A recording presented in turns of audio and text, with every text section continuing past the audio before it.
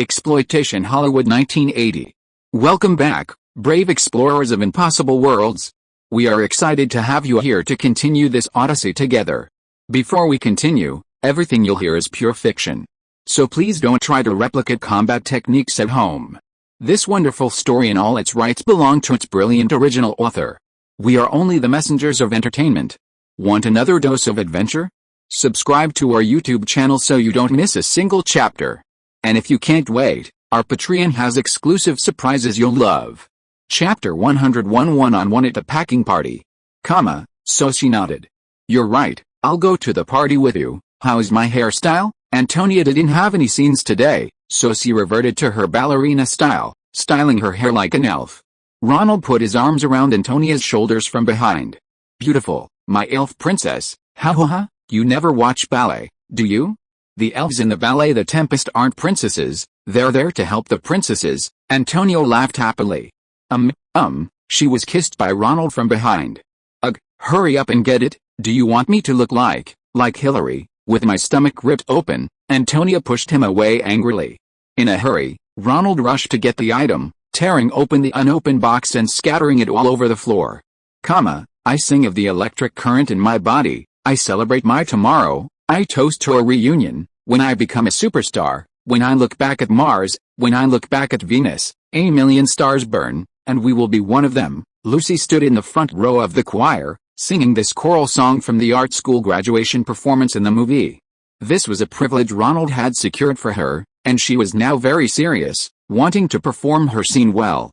I Sing of the Electric Current in My Body is a famous poem by the great American poet Walt Whitman. Famous Worldwide borrowed the title from this poem to express the dreams of art school students. Cut. At the director's command, the entire set of Famous Worldwide was packed up, and everyone cheered. Aaron Carla, Jean Ray, and the other main actors were among the happiest. They could look forward to the future. The movie was scheduled to premiere next May, and they all had the potential to become big stars. Producer David De Silva promised that if the movie's box office was successful, they would start filming a TV series of the same name. For younger actresses like Meg Tilly and Lucy, fame was also significant. They received their Screen Actors Guild cards, opening the doors of the film industry for them. Now it was time to put their talents to the test. The crew, right on set at Harlan High School, set up a barrage of alcoholic beverages and began to celebrate. For most of them, today marked the end of one chapter in their lives of fame. Only a few departments, such as the director, editor, and sound engineers, would spend months in post-production until the film was finalized. Ronald mingled with a jubilant crowd, drinking quite a bit of alcohol. He took out his beloved Nikon camera and took photos with the dancers. The dance troupe adored Ronald, not only for standing up for them in the hit-and-run incident, but also for inventing the stylish leg warmers. Aaron Carla, the biggest star on set, even wore leg warmers for a photo with Ronald. Finally, the 60-plus dancers all donned leg warmers and surrounded Ronald for a group photo. The ladies were in the middle, the men on either side.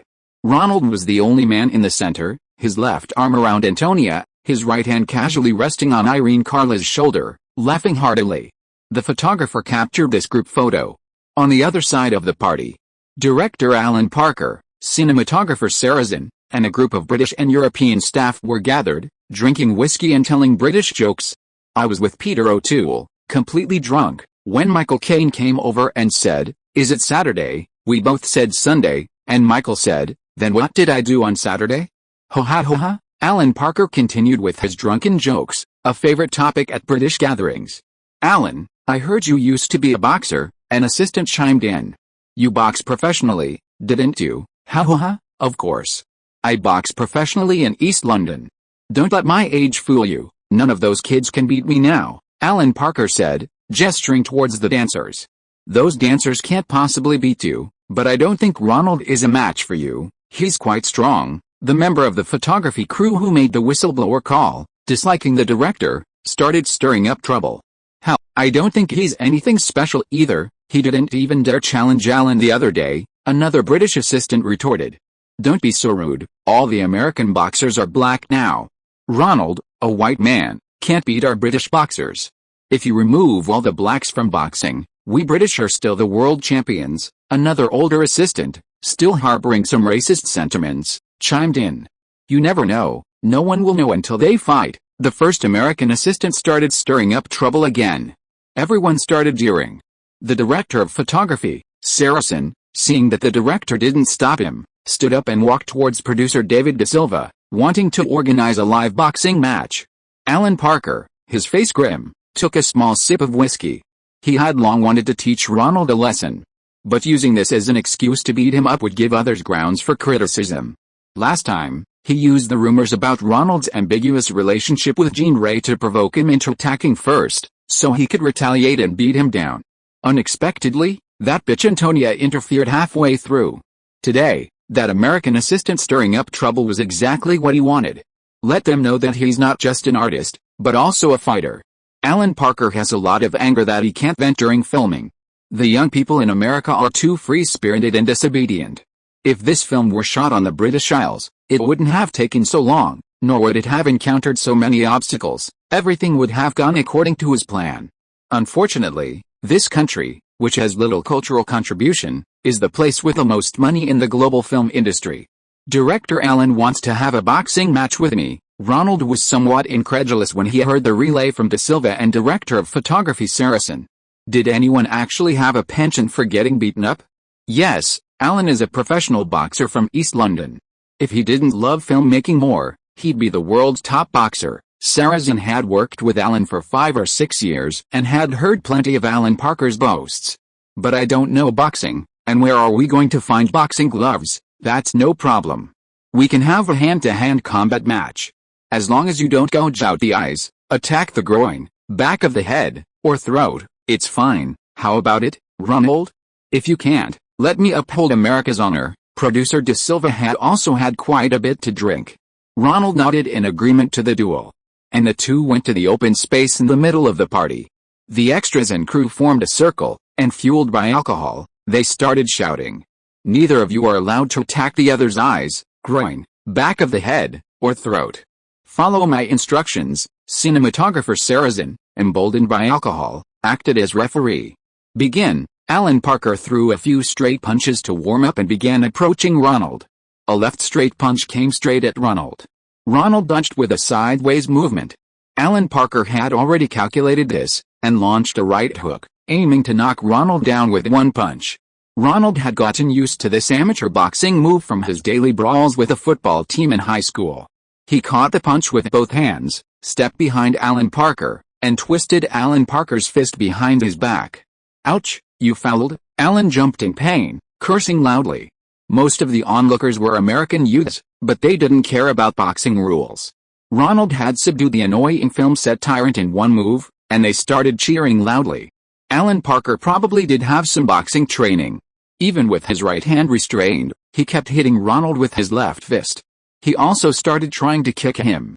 Ronald was kicked in the shin bone, and it hurt a little. With a reaction from his long-term training, he hooked his leg and knocked Alan Parker down, making him fall face down on the ground. Ronald simply sat on Alan Parker's back, controlling his right fist with one hand.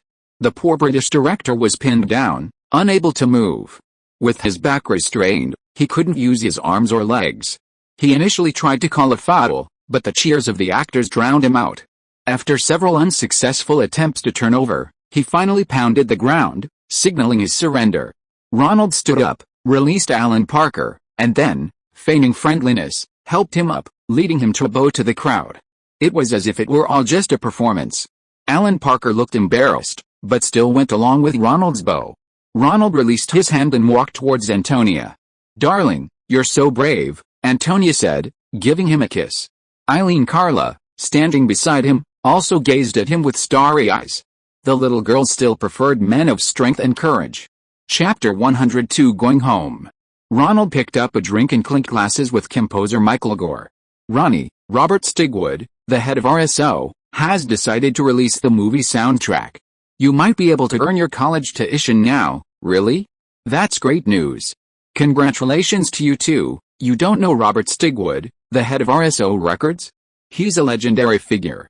A few years ago, as a record company owner, he invested in both Saturday Night Fever and Grease. The soundtracks for those two movies sold a whopping 60 million copies, sparking a worldwide disco craze. Seeing his lack of excitement, Gore explained RSO's background and strength. That's great news, Ronald whistled. Come on, let's take a picture. Ronald and Michael Gore posed for a photo. After taking pictures with almost everyone he knew, Ronald and Antonia left the party. Antonia was a very disciplined girl, following the daily schedule of a ballet dancer. He took her to her place in Little Italy, and the two kissed goodbye. Antonia, I'll be going back to my home on Staten Island before school starts. Would you like to come with me for a couple of days tomorrow? Ronald hesitated for a moment before leaving, but still asked Antonia. Antonia was a little surprised. According to Italian custom, bringing a girl home to meet the family is a rather formal gesture, signifying the family's acceptance of the relationship. Are there dance studios on the island? Antonia still wanted to go and meet Ronald's family. Yes, you can practice at the dance studio in my high school. It won't interfere with your studies. Ronald smiled happily. Then I'll pick you up tomorrow morning, and we'll take the ferry to Staten Island. We can spend 2 days there. Aunt Karen, this is Antonia. Antonia, this is my aunt. You can call her Karen. The next morning, Ronald took Antonia back to his hometown and formally introduced her to his family. Hello, Antonia. This is the first time Ronald has brought a girl home. Aunt Karen took Antonia's hand and led her into the house to talk. The two women had similar family backgrounds, both coming from humble beginnings and without parents living with them. Antonia felt completely at ease and chatted with Aunt Karen for quite a while. I still need to take Antonia to a hotel, Ronald said, having already booked a room for her by phone, as the family's shotgun room was simply too inconvenient. Come back later. After Donna gets out of school, we'll go to the restaurant together for dinner. Hurry back, okay? By the way, Antonia is a dancer, and I still need to take her to the high school dance studio. She practices every day. You can pick Donna up then, no need. A new dance studio opened in town, and their instructor, Teresa, rented the house next to ours. I'll give her a call, and Antonia can use her dance studio. You know her quite well. Is she new? Yes, she used to work as a waitress with me at the restaurant. Mr. Douglas Hanson in town wanted to set up a ballet training place for the girls, and since she used to be at a ballet school, she applied to be an instructor. After seeing Antonia off at the town hotel, Ronald and she went back home. Aunt Karen was talking to a middle-aged woman, and Ronald thought her voice sounded familiar.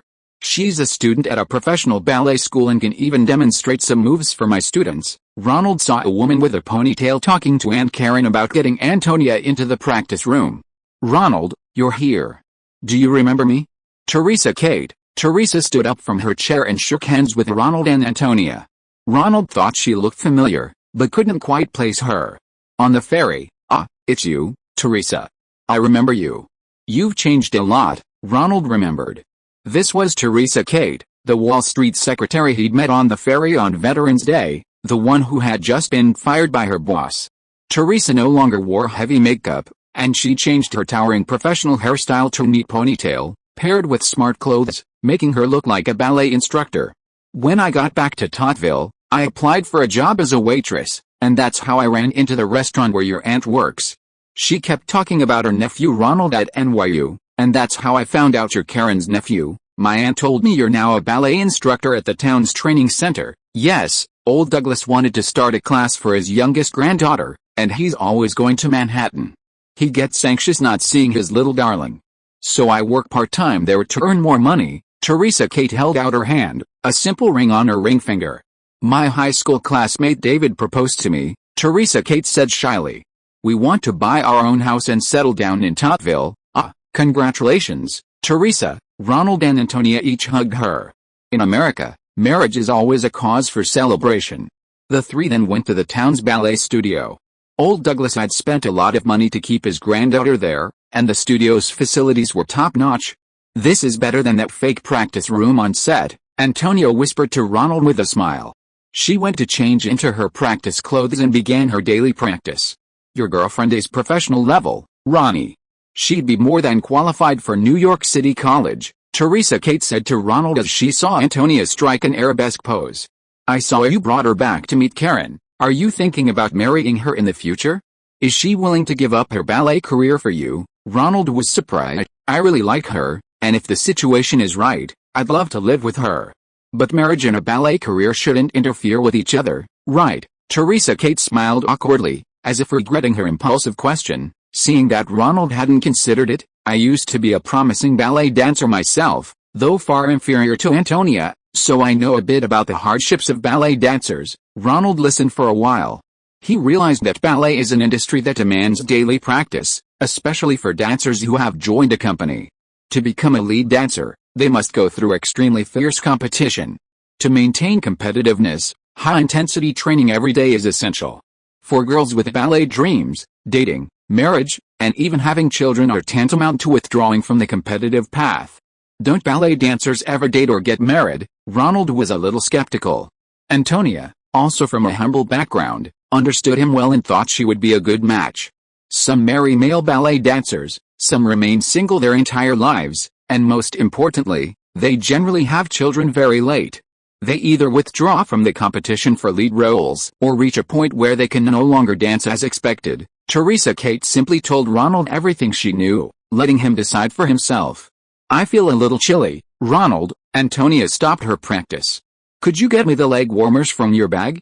I need to wear them to prevent cramps. Ronald opened Antonia's practice bag, took out a pair of long leg warmers, and handed them to her. It was clear Antonia liked the pair he had made for her. She had even sewed her initials, AF, on them herself. Is this some new equipment? I've never seen it when I practice ballet, Teresa Kate asked, her eyes lighting up. This is a clothing accessory I invented for a movie shoot. It's quite aesthetically pleasing. Ronald explained the origin of the leg warmers. It's really great. It keeps you warm and prevents ballet dancers from getting leg cramps in low temperatures. Teresa Kate nodded repeatedly. You invented this? Did you apply for a patent? Can I make some and sell them here? My lawyer has already filed a patent application for me. If you want to sell them, you can knit them yourself with Aunt Karen, or modify existing woolen stockings. You don't need to pay me patent fees. Ronald thought Teresa had seen a lot of business on Wall Street, and if he could bring Aunt Karen along, they could make some money. This is really fantastic. I feel it's a great invention idea. Opening a shop next to a dance school would definitely make money, Ronald thought. It seems like it really is necessary to open a shop next to a dance school. Teresa Kate is the second person to say that. Do you want to open a shop in Manhattan, Teresa? Ronald asked. I'm past that age of dreaming. Right now, I just want to live a good life with David and build our family. Teresa Kate shook her head. I won't be leaving Tottville for the time being. Then it's settled. You and Aunt Karen will sell egg warmers in Tottville, and I won't charge you royalties. Ronald extended his hand and shook hands with Teresa Kate. There's a meeting today, so the afternoon update might be delayed. Apologies to the readers. Chapter 103 School Opening. Donna returned from school and was overjoyed to see her cousin Ronnie's girlfriend. She whispered to Ronald, "Your girlfriend is prettier than all the girls in high school." Ronald laughed. The four of them dressed formally and went to the best steakhouse in town for a meal. Aunt Karen watched Ronald and Antonia, smiling happily. After dinner, Ronald took Antonia to her hotel. While Antonia changed and showered, Ronald was lost in thought, the words Teresa Kate had spoken to him that afternoon still replaying in his mind. Honey, what's wrong? I rarely see you looking so troubled, Antonia asked, hugging Ronald from behind as she came out of the bathroom. Nothing, I was just thinking about school starting, Ronald replied, determined to cherish their time together and not let Antonia worry about it. The future of young people is unpredictable, perhaps things will change. Ronnie, you know what? You like to scratch your ear when you lie, Antonia teased, pointing it out with a grin. Donna, no, don't say it. Antonia gently sealed Ronald's lips with hers, preventing him from continuing. Ronald got out of bed, poured a glass of water for his beloved Donna, and brought it to the bedside. Antonia took it, drank half of it, and patted the bed to signal him to lie down. Ronald lay down, and Antonia wrapped his strong arm around her shoulder, then rested her head against his chest. The two remained silent, enjoying a moment of tenderness and tranquility. Ronald looked at the girl in his arms, the warmth on his hand confirming that it was real. He truly loved this independent and strong girl. Looking at her still slightly childlike face, Ronald gently touched it. The girl stirred, and Ronald said, Tanya, did I wake you? No, I haven't slept yet. I like you calling me Tanya, then I'll call you Tonya from now on, darling. Tanya, After a while, Antonia remembered something and laughed. You know, Ronnie, if you had really loaded me that day, I would have obediently married you and become the mother of our child. My faith doesn't allow abortion. Ronald also laughed, remembering his eagerness that morning. If you had my child, would you prepare breakfast for me every day and fetch the dry cleaners? Of course, I would also cook lunch and dinner for you, have the child, and take him to school every day. Ronald hugged Antonia tighter. I know, Tanya. But I can't be so selfish. Ballet is your dream, I know too. Being a film director is your dream, Ronnie. Sometimes I think, if you were a less ambitious stage assistant, I would marry you and see you every day at the ballet company. That way you won't fall in love with me. Tanya, I will. You're so cute. Antonia stroked Ronald's ear. The first time I saw you at the audition, I knew you were interested in me. Ronald recalled that when he saw her, she was the same actress from his dreams, so he probably lost his composure. So he smiled and didn't say anything. After a while, he finally spoke. When I have money, I'll become the patron of your ballet company, on the condition that you have to have my children. Ronald also began to talk about his daydreams. PFFT, then I'll be waiting for that day, the new patron of the New York City Ballet, Ronald Lee. What, you've already joined the New York City Ballet? Tanya, Antonia nodded. I was personally selected by the founder, Mr. Balanchine. Soon I will graduate early and join the New York City Ballet. Starting as a dance student, that's wonderful. Tanya, congratulations. The two young people were caught up in the anticipation of the future and the fear of the unknown. The next day, Ronald took Antonia on a tour of Staten Island, including a trip to the Italian neighborhood in the north for pizza. Staten Island is predominantly white, with the Italian neighborhood located near the north end, beyond which lies the predominantly black neighborhood. The Italian pizza there wasn't as good as Little Italy in Manhattan, but the two still enjoyed their meal. On Staten Island, isolated from Manhattan by direct land transport, Ronald felt as if he had lost touch with the future, as if he had become a farmer and Antonia a farmer's wife, and they would spend their lives there, having many children. However, the holiday eventually ended, and Antonia's enrollment at the city of New York was approaching. The two reluctantly bid farewell to their paradise and returned to the real world of Manhattan. A few days after returning to Manhattan, Antonia joined the City of New York Ballet. The training for newcomers was intense, and Ronald sometimes wouldn't see Antonia for days at a time. They could only express their feelings through phone calls when they had free time. A few more days passed, and it was Ronald's own start date for school. Ronald drove to Washington Square to complete his enrollment procedures.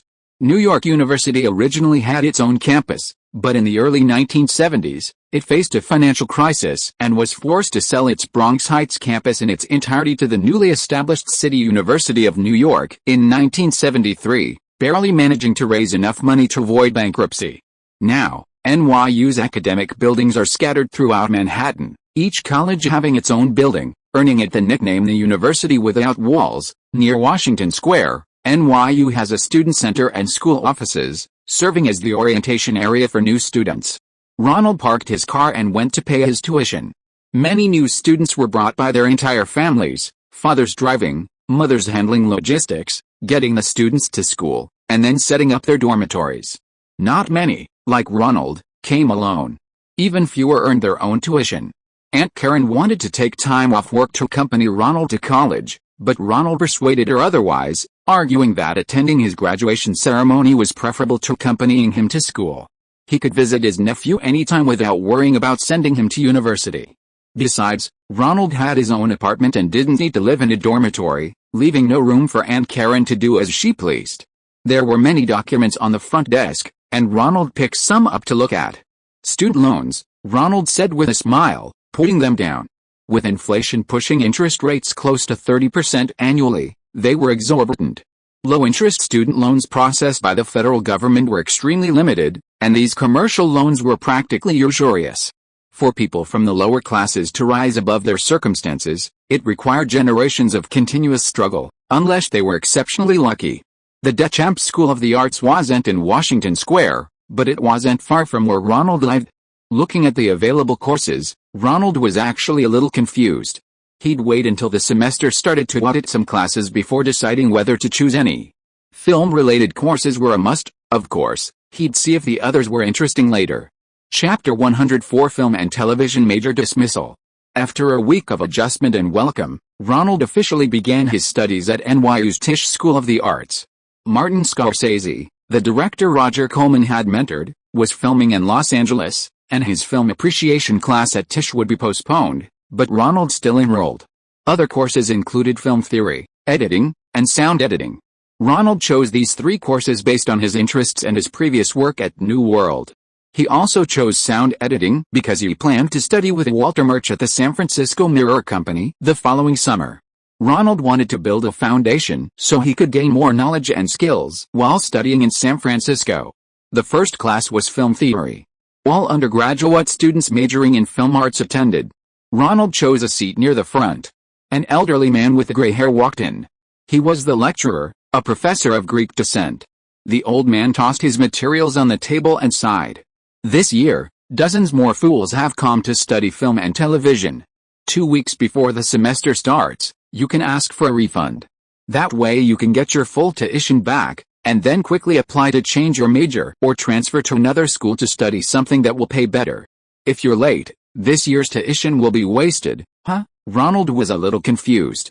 Was this a stand-up comedy talk show? What kind of teacher tells students to quit on the very first class? The dozens of students were also hesitant to believe the professor's offer of expulsion. They remained silent, waiting for the old man's next twist. I know it's hard for you to accept, but the film industry is almost dead. Television has job opportunities, but they're all taken by people with connections. What can you do there? You can become a set assistant or camera assistant with just a high school diploma.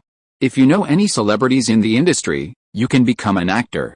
In short, don't waste your time here. There was no twist. It was a genuine expulsion. Boo, the students finally couldn't hold back and started discussing loudly. A student stood up and questioned the old man's statement. Sir, why do you belittle film so much? As the seventh art, it was America that popularized it. We all came to Tisch School of the Arts to study film because we all have a dream of making movies.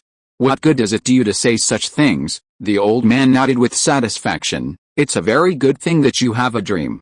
But film shouldn't be taught in universities, it should be learned on film sets. In the 1960s, NYU and Columbia on the East Coast, and USC and UCLA on the West Coast, all started offering film majors, but that was absurd. Universities should just give undergraduates a basic film appreciation course. Why offer film majors? The old man, filled with anger and disapproval, continued. Do you know that in 1929, more than 95 million people in the United States went to the movies every week? That was the golden age of the film industry. 4/5 of the American population went to the movies at least once a week. The student's expressions softened slightly. This was what a film school professor should say. Film is undoubtedly a great art. Do you know what that number is today? The students looked at each other, none of them knowing the exact number. A bookish-looking student raised his hand, asking to speak. No need to raise your hand. Do you have the answer? The old man asked the student. The population of America is about 220 million now. Not many people go to the movies anymore, everyone watches TV at home. If we divide the population ratio by 2 and then multiply by the total population, it should still be around 90 million. You should be a scientist, not studying filmmaking. The old man started his sarcastic remarks again. Your observation is actually quite accurate. Among teenagers, especially male teenagers, the number of people who watch movies every week remains relatively high, so your observation is relatively accurate, and your reasoning is also very strong. But you forgot an important issue. You forgot, adults rarely watch movies now. Especially your mothers, there are no movies made for them in theaters anymore. Housewives watch soap operas at home now. The old man scanned the students, then cut off his hand, making a forceful gesture. Right now, only about 20 million people go to the movies in the US every week, which is about 1/10 of the population. In a rapidly shrinking market, what's the use of being the best? It's like how cars replaced horse-drawn carriages. The last company that made carriage wheels had a growing market share and good products, but ultimately it died. What about television?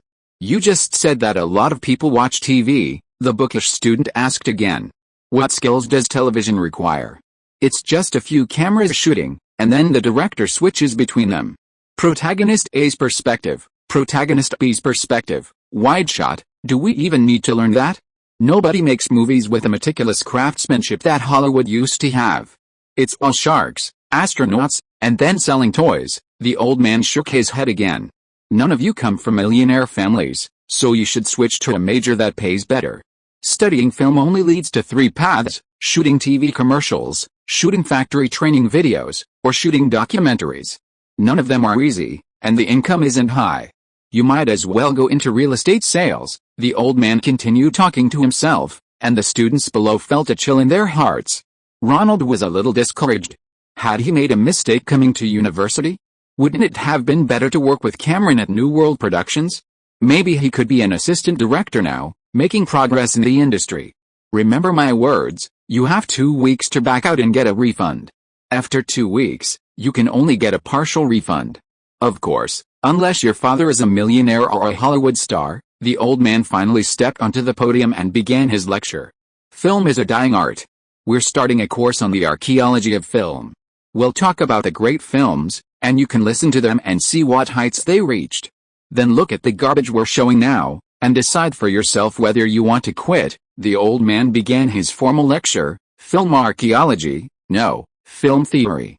We've all heard the term auteur. The French New Wave proposed that only a director who controls all aspects of a film, especially having the final say on editing, can be called a creator, an auteur.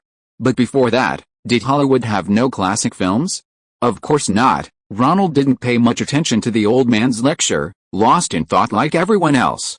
It was strange for a teacher to advise students to drop out, but what he said did make some sense. When an industry is booming, everyone rises, but when it declines, only a few survive. The key question was he one of those few? Industry decline also meant fewer opportunities for newcomers. Would he still have a chance to succeed? Joining a union had become a difficult task. The membership rules established during the film boom might not have been so strict back then. After class, 2 or 3 students immediately rushed to the college office to transfer departments and get refunds. The rest discussed whether to change majors. Ronald sat alone for a while, deciding to consult experienced seniors and get more information before making a decision. I was busy with other things last night, so the update was delayed this morning. Sorry. Updates will proceed as scheduled this afternoon. Chapter 105: Asking Questions and Answering Questions. How could a booming film industry be described as declining? Ronald returned home full of questions. The entertainment industry was still incredibly attractive, without a doubt. Just look at how many young men and women flocked to it. But if the professor's movie attendance figures were accurate, the film industry was indeed no longer what it used to be. Why was there such a huge discrepancy between his own perception and the figures? Which was the true state of the film industry? Ronald pulled out his notebook again and started calling acquaintances. Eddie, this is Ronald. I was in class at NYU's Tisch School of the Arts today and met a strange guy who said some odd things. I have some questions for you. Ronald called his director agent first. Do you think the entertainment industry, especially the film industry, is in a rapid decline? Of course not. Why do you think that? Eddie was a little anxious. His promising new director actually thought the film industry was declining? He needed to quickly correct his thinking. No, that's not my opinion. It's a professor who taught us. He said that movie attendance in America isn't as high as it was in 1929. That's an old story.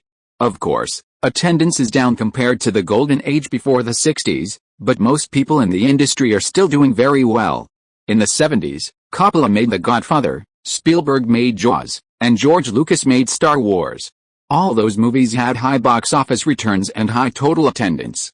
The film industry has a bright future. Many multinational corporations are vying to invest in film companies, like Gulf West, which bought Paramount, and Pan Am, which bought United Artists. I don't think it's a declining industry. The pursuit of these multinational corporations shows that the industry is on the rise. And don't you think movies are becoming more and more popular? Open the newspaper, and you'll see news about which movies are starting production and which are about to be released. TV stations interview movie stars and broadcast premieres live. There wasn't this kind of buzz in the past. Ronald got another answer from his agent. He continued flipping through his notebook. Hey, Mr. Coleman, I have something to ask you. The professor who taught my first class at NYU said that film is a dying industry. But the entertainment industry I see is still very prosperous. He said that movie attendance has dropped significantly compared to the 1930s. How should we interpret that? I know him, Roger Coleman said, indicating that he had heard of the professor. That's actually quite normal. There was no television in the 1920s, but ticket prices were also very low. People went to the movies as a form of entertainment. They could watch anytime and leave anytime. They'd buy a ticket, go into the theater anytime, watch from the halfway point, and then stop watching when the next scene they entered was over, and get up and leave. Besides, during the Great Depression, entertainment was scarce, and movies were a relatively inexpensive form of entertainment, so the box office exploded. I still remember the movie theaters from the Roosevelt era. Many children would take money from their parents and spend an afternoon in the theater. That's when I fell in love with movies. So, is the decline in movie attendance due to the widespread adoption of television? Movie attendance in the US has been stable for many years. There's no need to worry about it. Your professor's real concern is that the dramas he particularly enjoys are not performing well at the box office. People are more willing to watch those exploitative films that use action, sex, and violence as selling points. Besides, big studios are increasingly using large budgets to make these exploitative films. Big productions attract more viewers. Your professor won't be able to see the artistically thought-provoking films of his youth, like those by Billy Wilder, Lubitsch, and Chaplin. Hollywood's box office records were all set after the 1970s, so the idea that this market is dying is simply unfounded. After thanking Roger Corman for his explanation, Ronald understood better. Movies before and after the widespread adoption of television are essentially two different things. Before, movie theaters were like living room televisions. People would go to the theater every night. Now, people only go to the theater if they really want to see a particular movie. Otherwise, they'd rather sit on the living room sofa and watch TV. Hi, Julia. This is Ronald. My professor is telling us to drop out today. Why would he do that? Is the film industry really in decline? Oh, that old fogey again. He's always like this. But he's not entirely wrong. In the 70s, many studios were indeed on the verge of bankruptcy. Universal and Paramount's Hollywood studios collapsed due to lack of film production and maintenance. However, this situation was turned around by your former boss, Roger Corman. He discovered Peter Fonda, Jack Nicholson, and others, and Dennis Hope directed Easy Rider, which completely abandoned traditional Hollywood filmmaking methods and unexpectedly became a box office success. This once again sparked a strong interest in the film industry, followed by a series of blockbuster films, for example, Coppola's The Godfather, Peter Bogdanovich's Paper Moon, and Martin Scorsese's Mean Streets. They were all film geniuses discovered by Roger Corman. He turned Hollywood back into a dream-making hub. Speaking of which, you also came from Roger Corman's circle. Oh ha. This made Ronald quite embarrassed. They were all talents discovered by Roger Corman, and he hadn't even officially directed a film yet, while the others were already world famous. Okay, so, Hollywood might have had some crises before, but it's recovered now, of course, otherwise why would we have a casting studio? So many actors must mean the industry isn't in a major crisis. Ronald continued making phone calls. Hey, Jim, how are you? Hey, Ronnie, what brings you here? Cameron was delighted. He had just finished the special effects work for Roger Corman's $2 million masterpiece, War of the Stars. It's like this. Ronald repeated the professor's advice to quit. He doesn't know anything, Cameron cursed. I've seen too much of this self-important garbage at UCLA and USC. They keep saying cinema is dead, art is gone, and all people make now are exploitation films. Ask them, what films have they made themselves? I guarantee they won't be able to say. Have you heard the saying? Those with ability make films, those without ability teach film at universities. Cameron, as always, disliked the cliches of professors in schools. Flipping through his notebook, who else could he consult? Walter Murch in San Francisco, not a very close acquaintance, but it would be better to write him a letter. Dear Mr. Murch, I am Ronald Lee. You may remember me. I saw a preview screening of your Apocalypse Now at New World Films in Los Angeles, and I asked some questions. Thank you for your kindness. The honey you made was wonderful. I am currently studying film and television production at NYU Tisch School of the Arts, and I have encountered a problem that I would like to hear your opinion on. Chapter 106 Old Movies. Weeks passed, and several more students applied to transfer departments.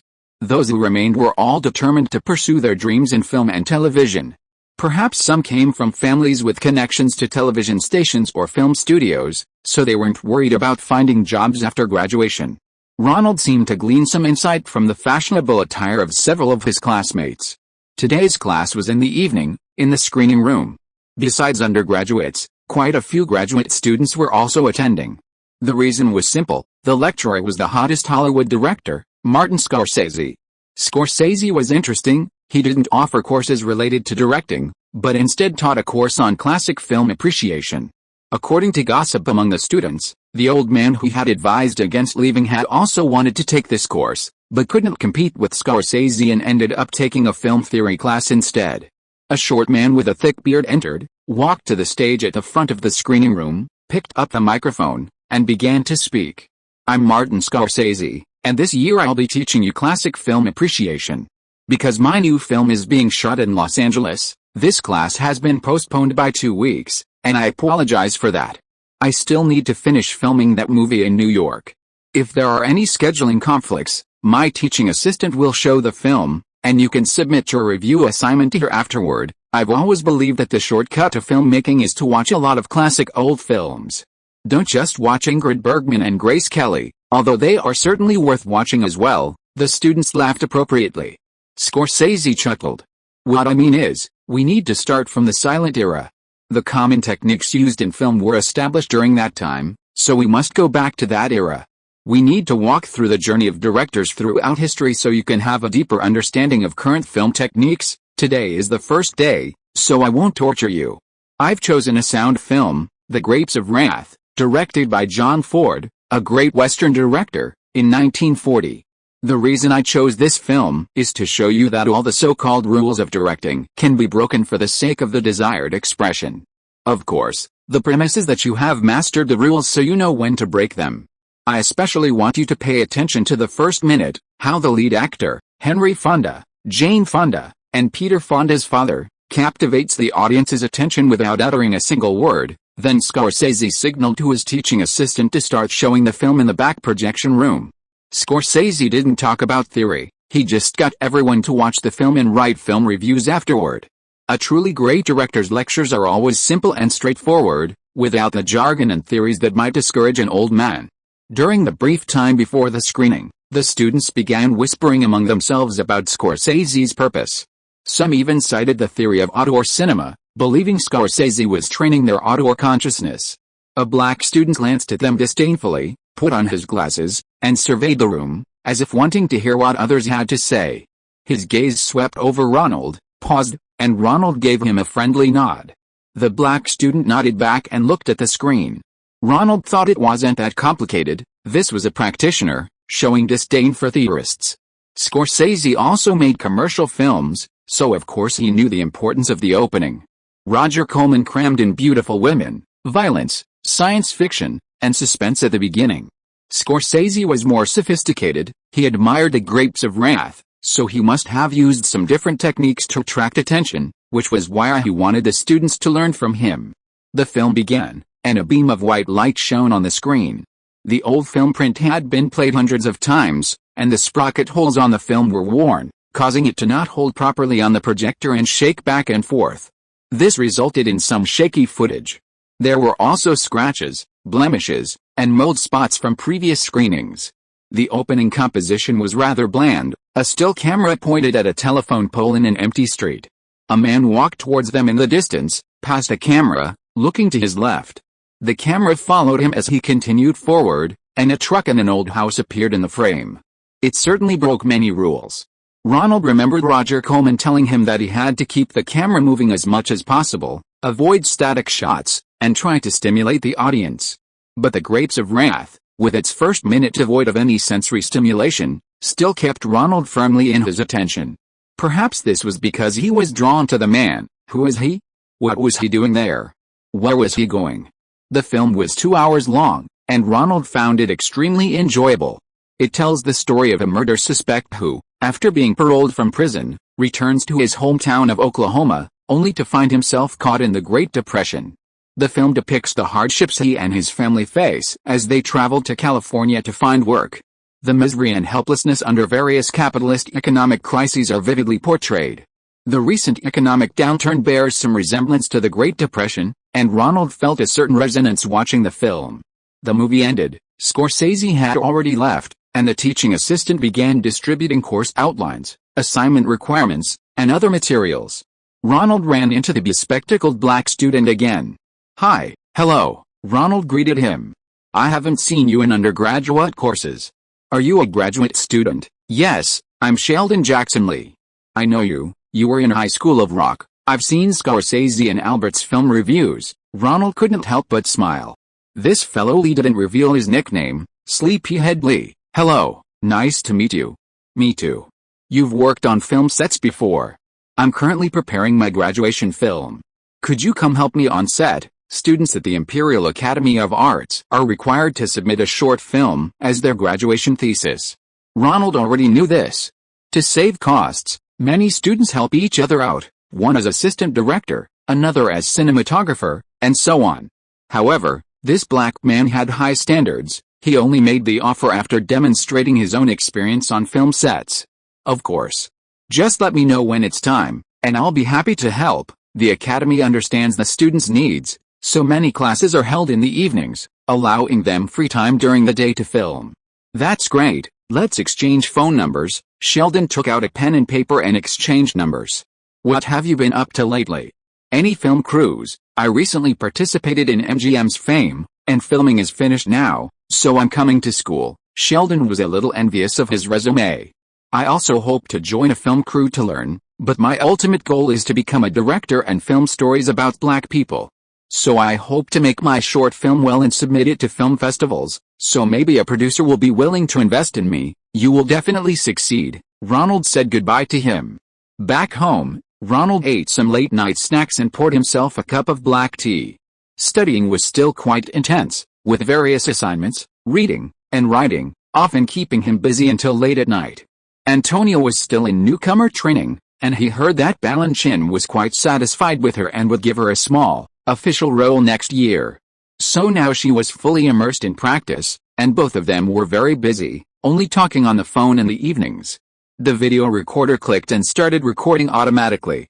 Ronald set a schedule to record old movies airing late at night on CBS, NBC, and other networks, and then watch them repeatedly to study them.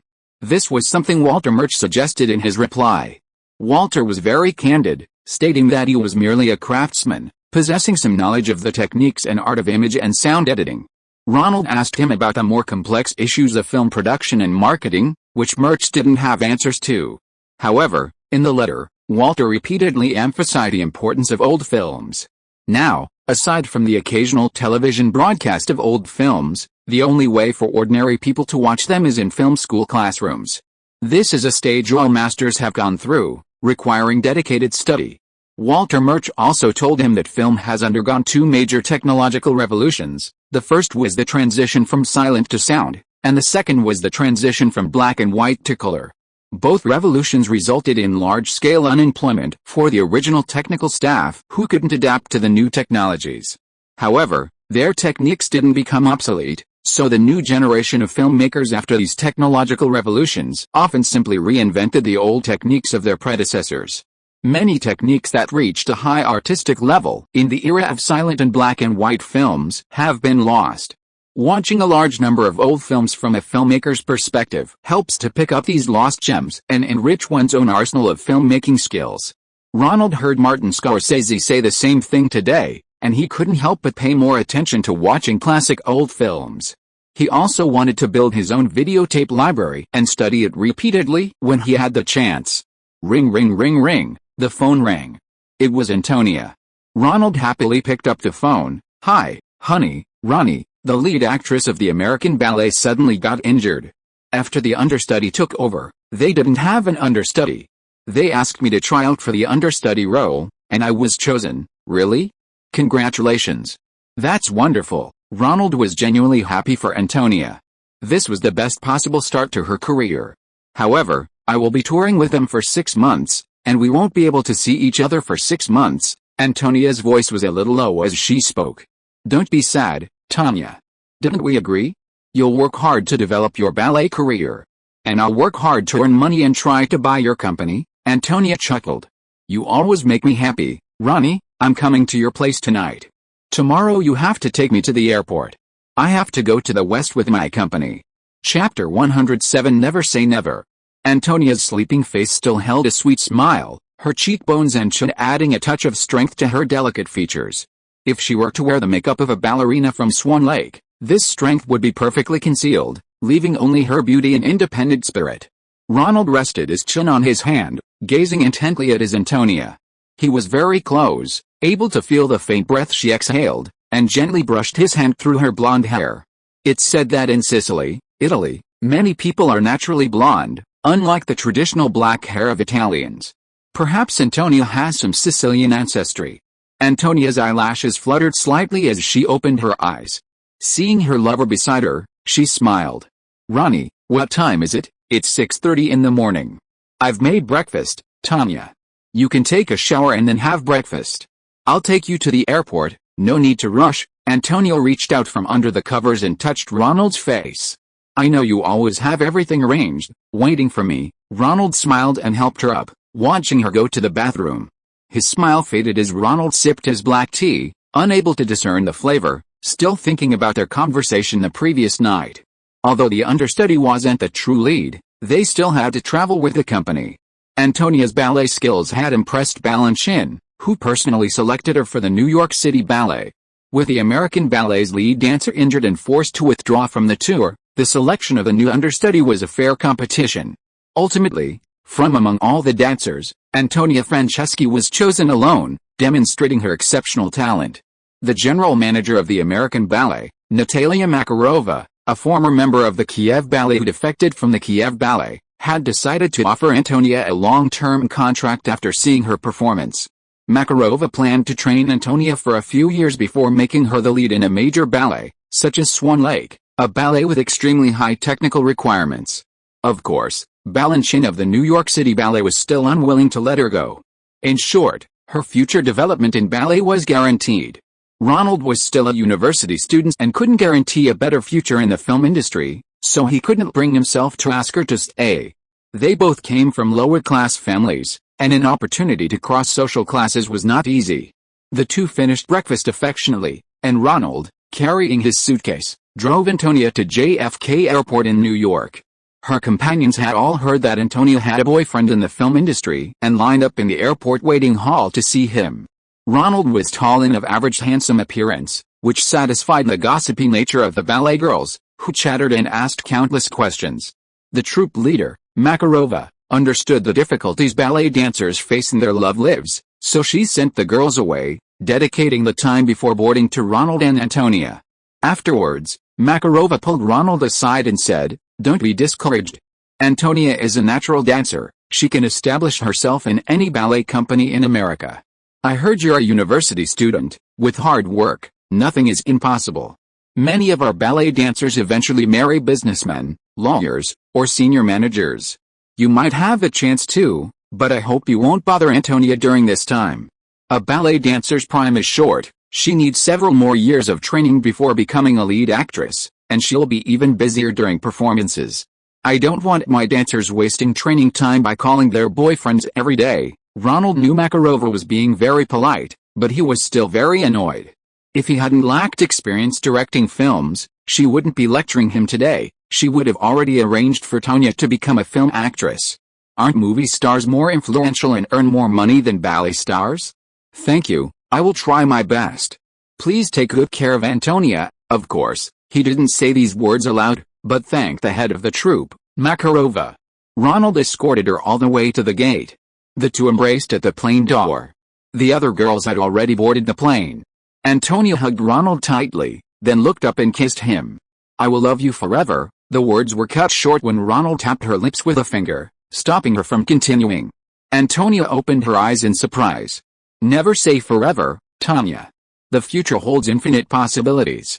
Let us leave it to God's will." Ronald used his Aunt Karen's inspirational words. "This is just a temporary separation.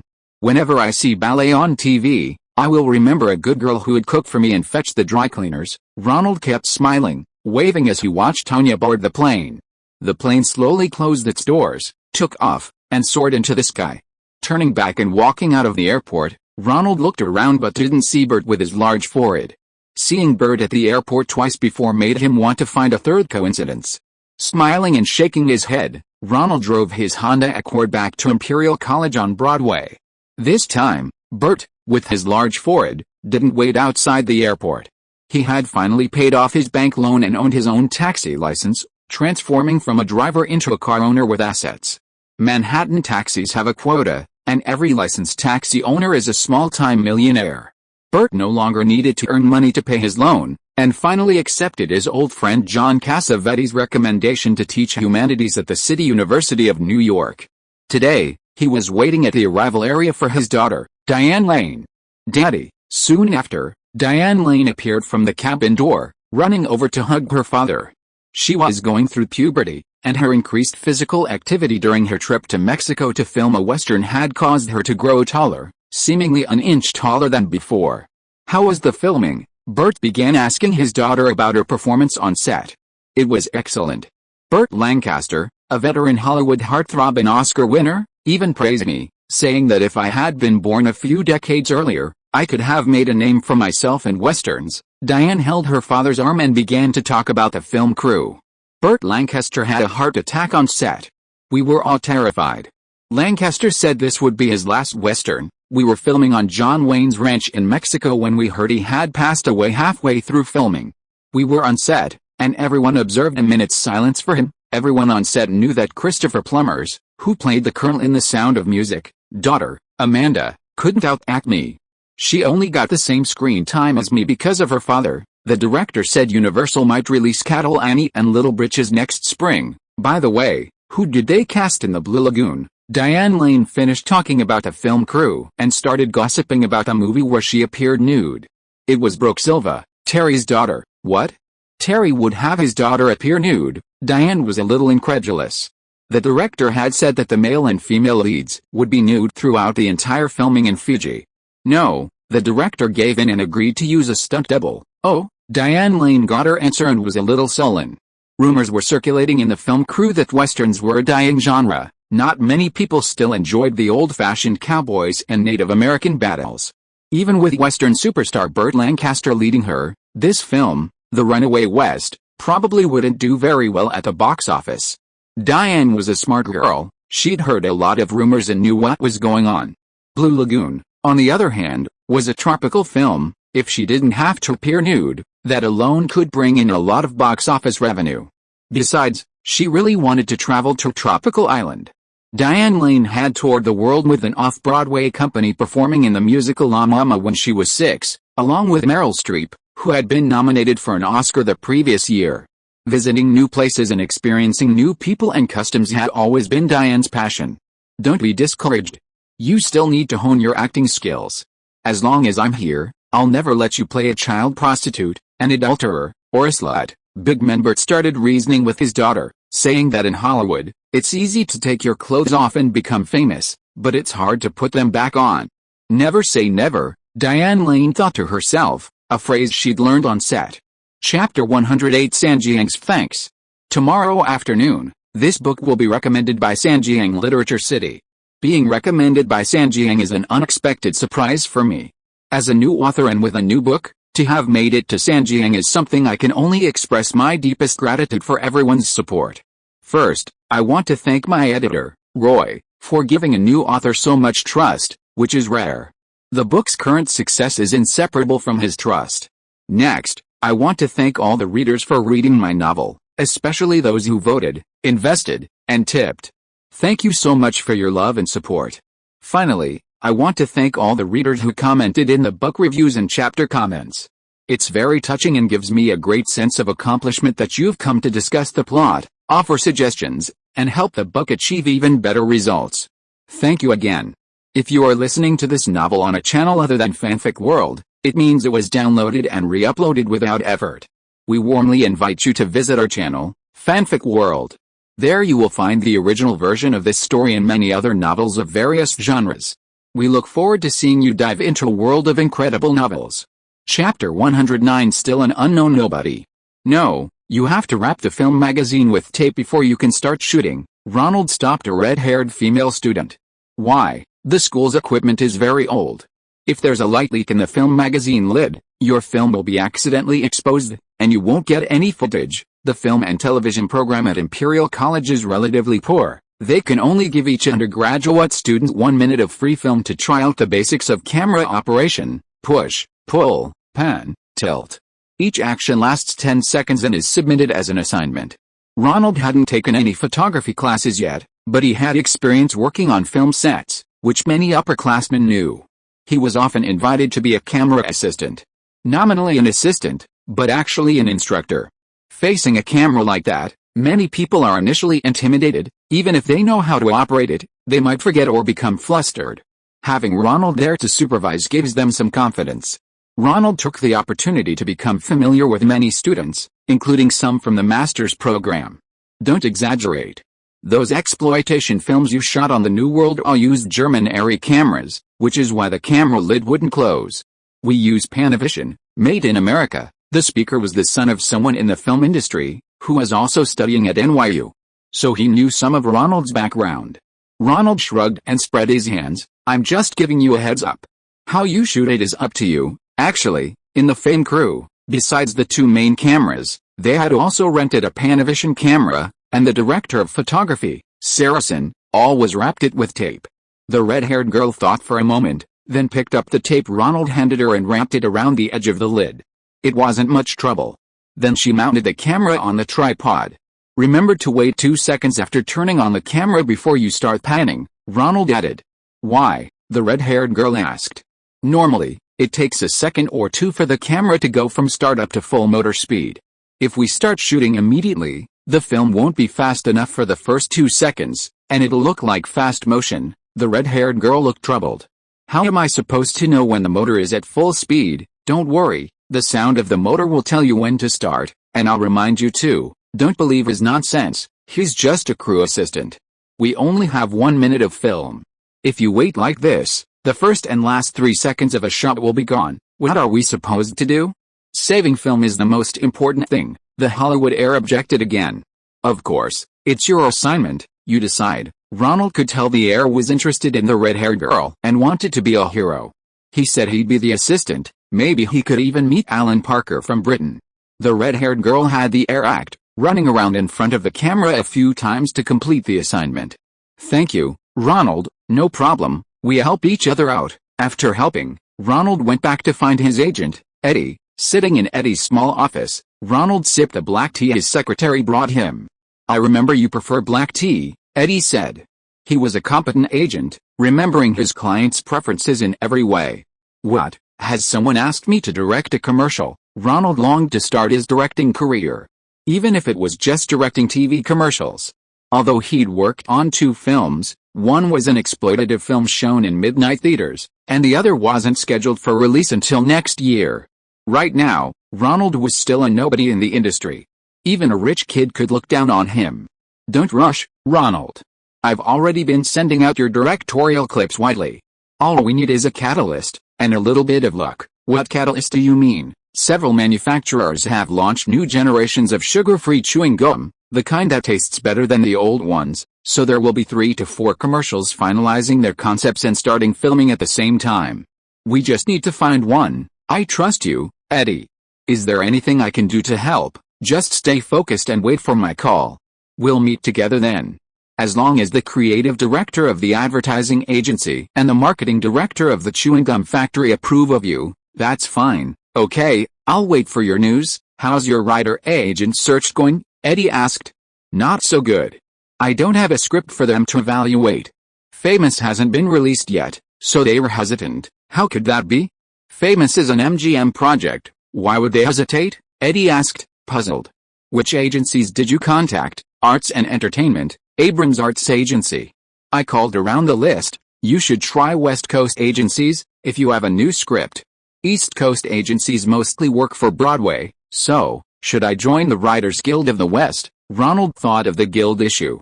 The American Writers Guild is divided into East and West guilds. By extension, the West Guild is closer to Hollywood, so joining the West Guild would give him a better chance. Yes, the same logic, Eddie admitted with a smile. Hi, Eddie, are you there? A gentle female voice came from the open door. A tall blonde woman entered. With light blonde hair and a stunning figure, what was particularly remarkable was the woman's pleasant voice, devoid of the typical American woman's boldness, instead possessing the demeanor of someone with a good high school education. Excuse me, Eddie, I told Miss Dorothy Stratton that you were meeting with someone. The secretary hurriedly apologized. Ah, It's alright, my door is always open to Dorothy. Eddie stood up and hugged the woman. So, Dorothy, you've finally dumped Hugh Hefner and returned to my embrace? The woman chuckled, glancing at the stranger. Ronald. I forgot to introduce you. This is Dorothy Stratton, a Canadian who came to America to make her way in the world. She was briefly my client before moving to Hollywood. This is Ronald Lee, my client, a promising young advertising director. Hello, Miss Stratton. Ronald greeted her, then stood aside. The woman nodded to him and continued talking to Eddie. I came to see you, Eddie. I'm going to be on the cover of Playboy's October issue. Congratulations, Dorothy, Eddie said, rising to congratulate her again. I don't know if this is a good thing. My boyfriend is pushing me to model for Hugh Hefner. In the year I've been in America, only you have truly cared about me, preventing a Canadian telephone operator like me from being scammed, and giving me my first advertising modeling opportunity. Ronald, seeing them discussing personal matters, wanted to leave. No, don't let me bother you. I'm in a rush. I have to go to the location soon. My boyfriend Paul is waiting for me outside. With that, the woman said goodbye and left. A stunner, isn't she? Eddie exclaimed. Her boyfriend, Paul Snyder, was a scoundrel, encouraging her to break her contract with me and model for Playboy. Can you imagine a man letting his girlfriend model for Playboy? Dorothy's not even 20 yet, a bit naive. This path won't be easy. Her boyfriend will still be sucking her dry. They chatted, gossiping for a while, agreeing to go for an interview at an advertising agency on Madison Street if a chewing gum ad came along. Hello, is this the San Francisco Opera Hotel? Yes, I'm looking for Antonia Franceschi from the American Ballet Company. What? You can't answer the phone without the director's permission? Then I'll talk to Director Makarova. She's not here? When is she coming back? Don't know? I'm Antonia's, a relative. I want to speak with her. Can speak? What if I come over in person? I'm in New York. Yes, I'll fly over. They're leaving tomorrow. Where are they going? Don't know. Ronald angrily hung up the phone. Being a nobody was truly unpleasant. He was constantly being told what to do, with absolutely no room for negotiation. Antonia was very busy. The West Coast tour organized by the American Ballet Company was very tight, and she didn't have much time to contact him. Sometimes, even after the agreed-upon time, he still hadn't gotten through on the long-distance call. Ronald was at a loss. Perhaps he should go to the West Coast and surprise her. A few days later, his agent, Eddie, called. His first advertising directing job was showing some promise. The advertising agency was willing to discuss it with him. Chapter 110 Interview. In the BBDO advertising agency office on Madison Street, Ronald and his agent, Eddie, awaited a meeting with a creative director. A secretary approached them and said, Director Darcy McGuire will be meeting them in the conference room. The two entered the conference room, where only a woman was at the far end of the long table, looking at documents in her hands. The television on the wall was playing clips from Rock High, a video Ronald had filmed.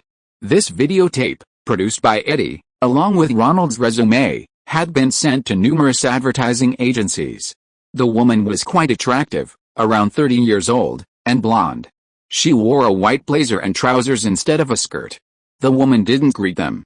Eddie and Ronald exchanged a glance, pulled out chairs, and sat down without saying a word. Several minutes passed, and still no man named Darcy McGuire entered. Ronald had been observing the woman.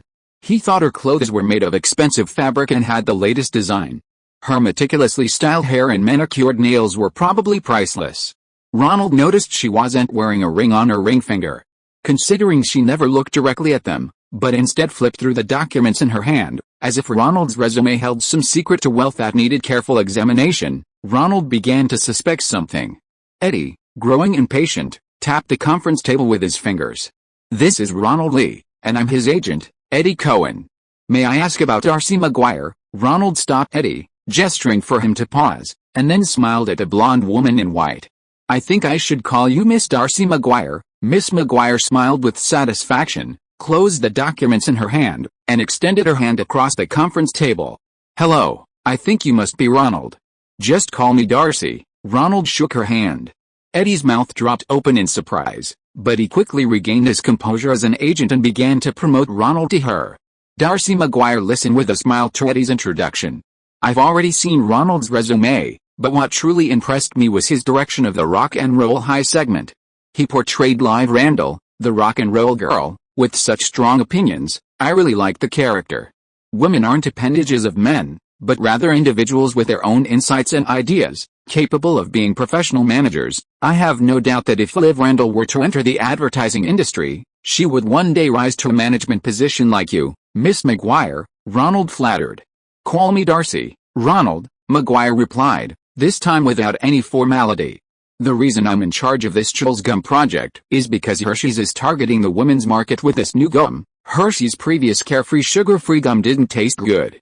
Although it didn't cause cavities like sugary gum, the taste was terrible, and it sold very poorly in the women's market.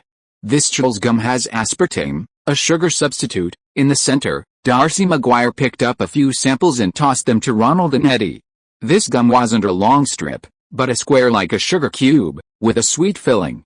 Ronald peeled one, put it in his mouth, and chewed. Sure enough, a sweet taste flowed from the filling, similar to corn syrup.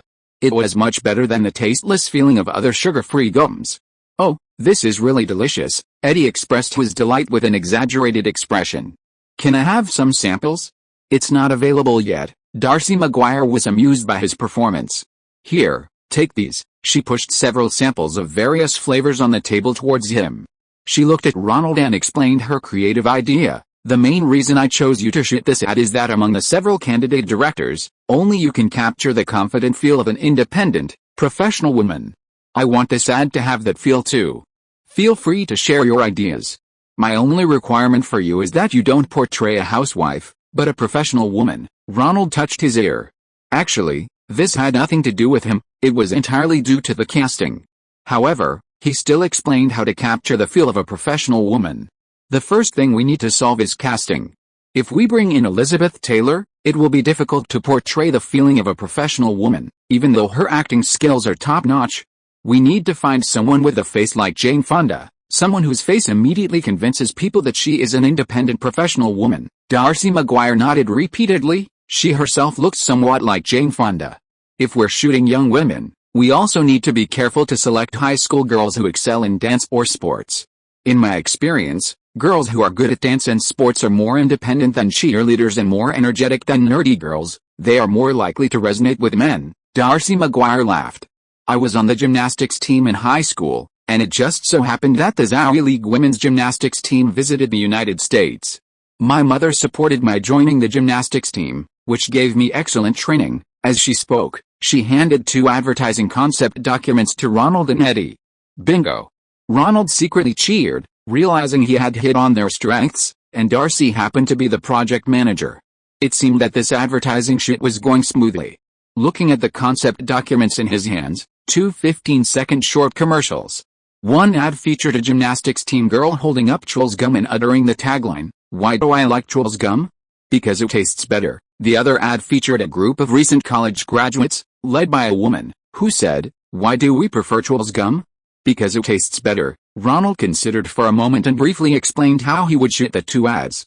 I suggested the gymnastics team shoot on the uneven bars. I saw it filmed on the set of Rock High School. The audience's gasps were the loudest for the uneven bars moves. This shows that people have a higher level of appreciation for the thrilling moves on the uneven bars, and generally believe that women who can do the uneven bars are better than those on the balance beam, vault, or other equipment. As for the college graduates, I suggested they dress like college uniforms. After all, many gum users are still in school. Matching their clothing will increase the sense of identification, making them feel that they've graduated and will find similar good jobs, and be able to eat Chewels Gum. Darcy McGuire was quite satisfied. This was much better than the previous RSA production company's extensive talk about art. Ronald spoke plainly, using language Ronald could understand. It seemed filming and production weren't so difficult after all. Some people just deliberately exaggerated to make it incomprehensible. If you were to produce these 2 commercials, what difficulties would you face? Ronald thought. Having initially gained the other party's trust, he was moving on to the next stage of practical evaluation.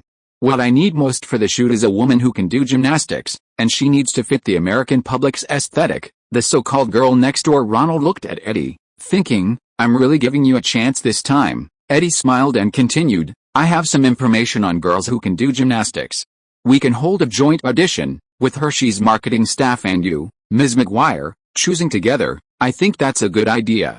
After all, you're the one who came up with the concept. If you're willing to participate, then we won't have any worries, Ronald added. Darcy McGuire laughed heartily, waving his hand. I'm too old to play a 16-year-old high school student. The two sides agreed on some details and signed a preliminary agreement. Ronald would direct, overseeing the casting and filming of the two commercials.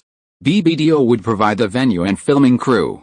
Leaving the BBDO office, Ronald and Eddie were delighted. They found a place to have a few drinks to celebrate. I think after a few more shoots like this, you could consider starting an advertising production company, Eddie suggested to Ronald. Is that necessary? Ronald was a little surprised.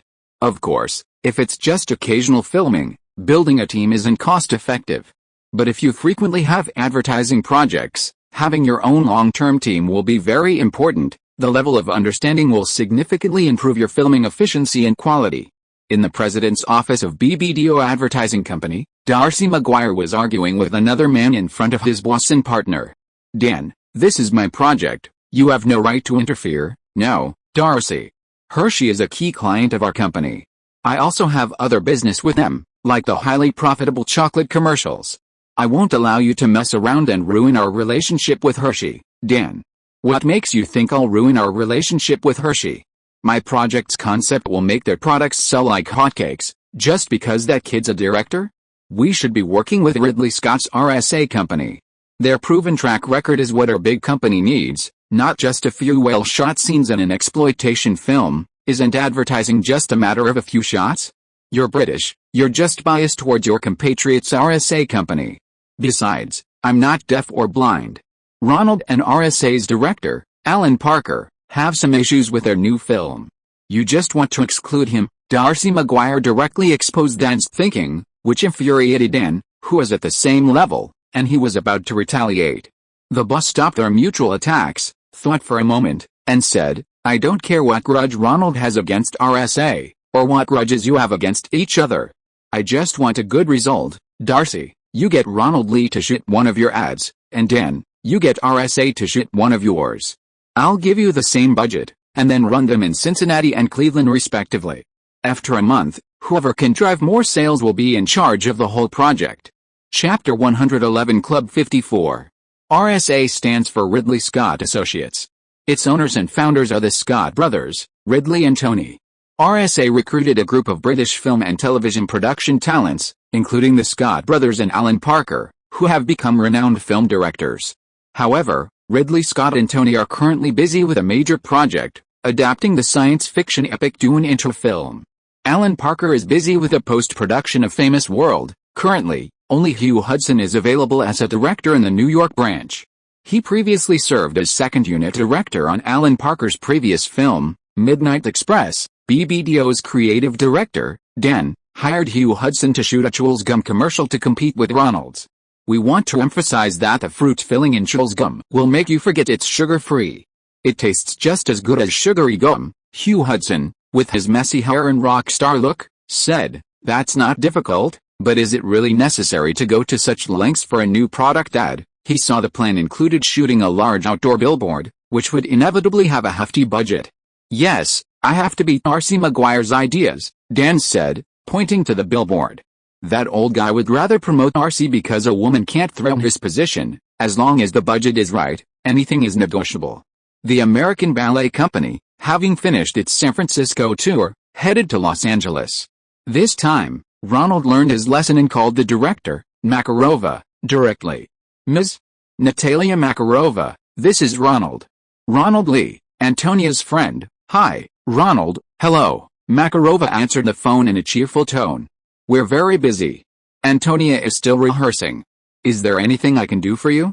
I can pass on the message. Ronald knew in his heart that this was an attempt to stop them from talking. Often, when couples don't see or speak for a long time, their feelings gradually fade. No, it's nothing special. I just haven't heard Tanya's voice in a long time, and I wanted to say a few words to her. Hearing Makarova try to persuade him again about the rush, Ronald cut to the chase. I don't mean to persuade Tanya to give up her ballet career. It's just that you've kept us from speaking for so long, and I need to clarify whether this is Tanya's own wish. If she's determined to prioritize her career, We can still be good friends. There's no need to create a drama that makes us not friends, don't you think, Ms. Natalia Makarova? After all, this is free America, and everyone has the freedom to choose." Makarova was silent for a moment. "Well, you're a unique young man, and I believe you won't say anything detrimental to Antonia. I'll go find her, and you two can talk." After a while, Antonia answered the phone. "Hi, Ronald.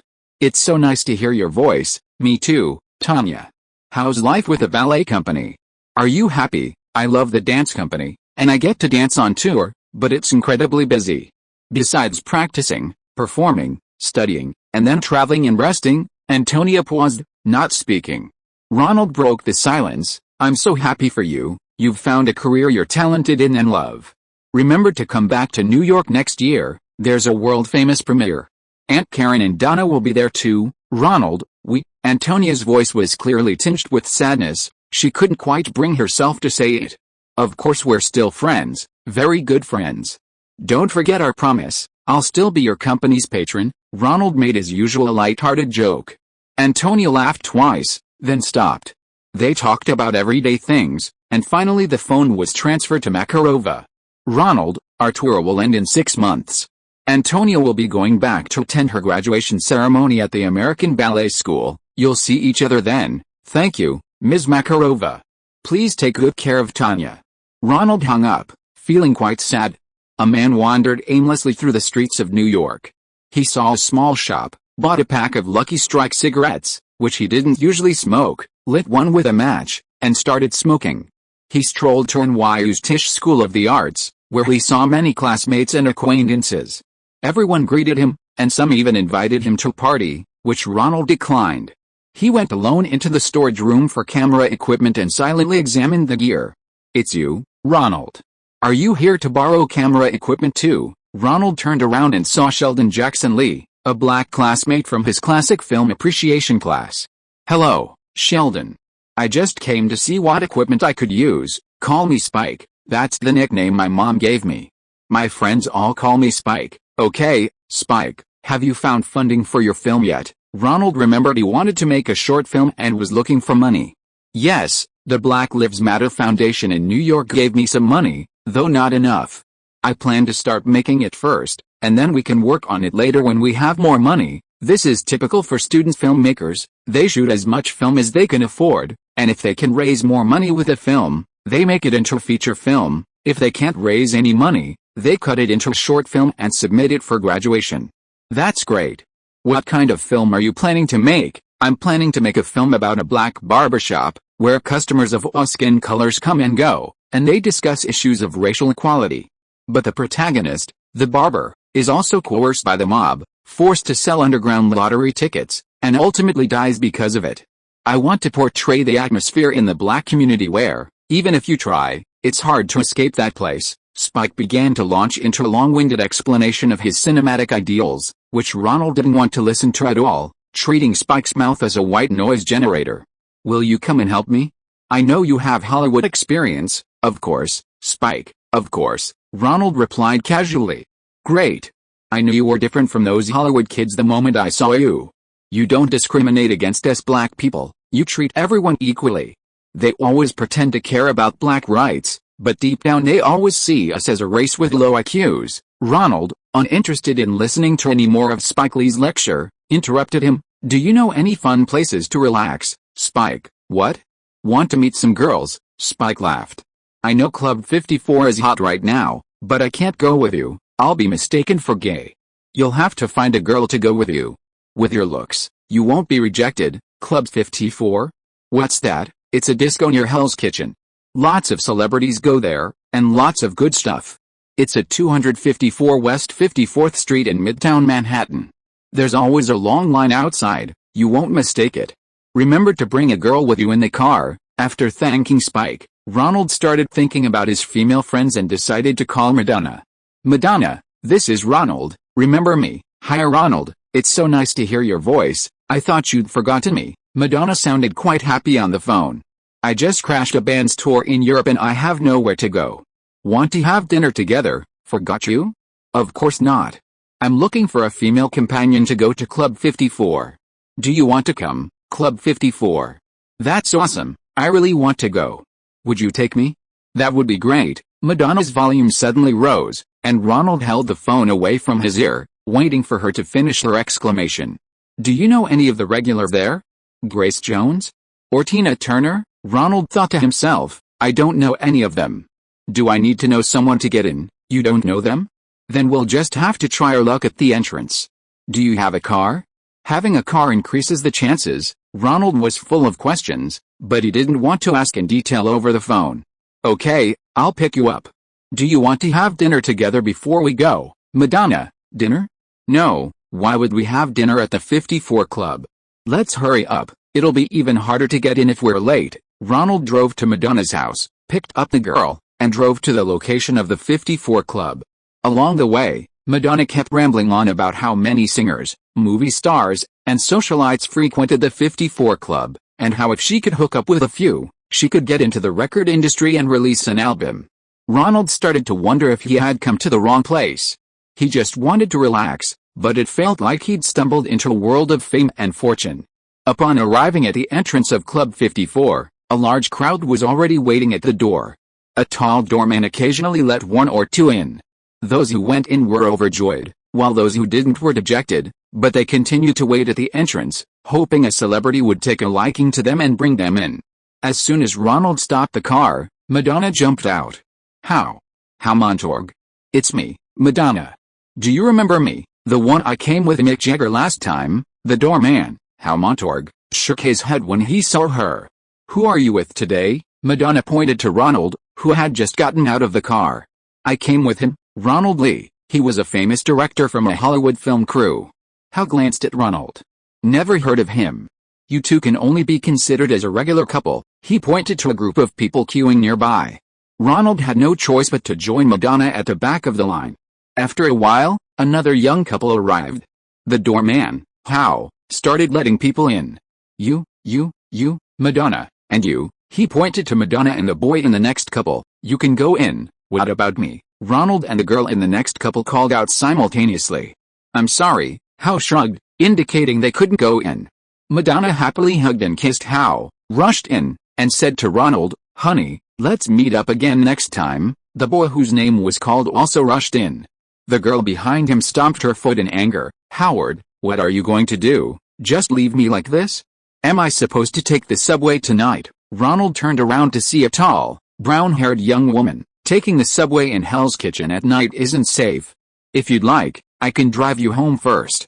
Chapter 112. You can play Ingrid Bergman's daughter. The brown-haired girl was quite tall, about 5 feet 7 inches, 1.70 meters. She glanced at Ronald, turned towards the parking area, and was about to walk with him when she hesitated, looking unsure whether to get into a stranger's car. Ronald knew she was just being cautious, so he said, I'm a student at NYU. If you think I'm reliable, I can give you a ride and drop you off somewhere convenient. Seeing that he wasn't insisting on taking her home, the girl lowered her guard a bit. Are you really a student at NYU? Ronald smiled. The girl's tone was somewhat like his cousin Donna's. So he took out his library card and handed it to the girl. This is my NYU library card. I study at NYU. I came with my friend. She wants to release a record, so we went in to meet celebrities. I don't need to meet any celebrities, so I'm going back to NYU. It's really not a good time to take the subway here at night, so I can give you a ride to a place that's convenient for you. The girl took the card, looked at it, and returned it to Ronald, a little embarrassed. I was so angry with Howard, the classmate who came with me earlier. I shouldn't have suspected you for no reason. My name is Helen. My name is Ronald. Where would you like to get off? I can take you. Helen opened her big eyes and looked at Ronald. Well, actually, I was originally going to another party, but Howard didn't want to come with me, so we came to Club 54. Would you like to come with me? Ronald looked Helen up and down. Helen, dressed like a high school student, probably came from a well-off family. Although her clothes were like those of an average high school student, they were quite stylish and sophisticated. She seemed to be from a wealthy family, and after learning that he was a college student, she didn't seem too wary. Ronald smiled, opened the car door, and got into the driver's seat. Helen, very well-mannered, opened the passenger door, got in, and automatically fastened her seatbelt. Ronald rolled down the window with the center console, letting in fresh air. Is it your classmate's party? No, it's an invitation from my father. It's a party hosted by a news anchor in New York. Lots of industry professionals will be attending. Helen handed him an invitation. Ronald took it and saw it was a welcome party celebrating the return of the famous movie star, Ingrid Bergman, to New York. He glanced at Helen in surprise. Invitations to such parties weren't something an average high school student could get. Helen smiled knowingly. My father is a friend of Ms. Bergman's daughter, who's a news anchor at CBS, so I got 2 invitations. But Howard is too afraid to go see my father's friend. Is Howard your high school classmate? Ronald drove the car out of the parking lot and headed towards the address on the invitation, the Upper West Side near Central Park. Yes, he was my classmate at the public high school in the southern part of Great Neck. I recently transferred to a performing arts high school. Helen spoke softly, with a standard upper-class Eastern American accent, somewhat like British English. Ronald knew that Great Neck was a borough on Long Island, New York, and that she was from a wealthy family. A performing arts high school? We just filmed a movie about that school. Really? Is it famous? It's a pity I was too young and didn't pass the audition. Yes, I did odd jobs on the set. Actually, I have a Directors Guild card, so I'm an assistant director. I helped with casting on Famous. Ronald showed Helen his Directors Guild card. Hearing that Ronald was casting for Famous, Helen exclaimed in regret, if I had met you sooner, I might have gotten some screen time. While waiting at a red light, Ronald turned and looked at Helen more closely. Her dark brown hair fell naturally, framing her large, blue eyes and a delicate blush on her fair, oval face, resembling a red apple. Of course, your looks are definitely good enough for the role. You're not short either, you could easily play a high school senior, Ronald complimented her. In truth, Helen's appearance was more than enough for a major supporting role. It was just a shame her hair wasn't blonde. American audiences preferred blonde beauties. However, my father might not agree to me taking on a role now, but my mother certainly would, Helen said, her enthusiasm for acting evident. Knowing Ronald worked in the film industry, she had become quite talkative. She shared many of her thoughts and asked Ronald numerous questions about filmmaking. Does your father work at a television station? Then you won't lack acting opportunities, Ronald asked. But he works for PBS Education. He can only introduce me to people in the industry. They don't produce many television dramas. The two then arrived at their destination. The small party was held at the home of the hostess, Pia Lindstrom, in a 2-story apartment on the Upper West Side. This was Ronald's first time visiting the Upper West Side, nestled between Central Park and the Hudson River, and also his first time entering a wealthy family's home. After Helen spoke to the hostess via pager, the two took a private elevator directly to her door, a novel experience for Ronald. The hostess, Pia Lindstrom, personally greeted Helen at the elevator entrance. Welcome, Helen. Is this your companion? Your father said you'd bring a male classmate. I didn't expect him to be so tall. Oh, it's you, young man. We meet again. Last time I was in a rush to get to the scene and didn't have the chance to thank you. It's so good that you're here this time. Please come in with Helen. What's your name? Ronald recognized Pia. She was the news anchor he'd met in the lobby when he and Roger Coleman visited CBS headquarters. Ronald had even found her notebook. My name is Ronald Lee. It's a pleasure to meet you. I often see you on television. Helen was also somewhat surprised that Ronald knew Pia. The two entered the apartment, which was a lively party scene. Some formally dressed men and women were chatting while sipping cocktails from waiters. Old-fashioned jazz played from a record player, creating a decadent atmosphere. My mother is resting upstairs, tired from her journey. This is the stage for the young people. Let me introduce you to them.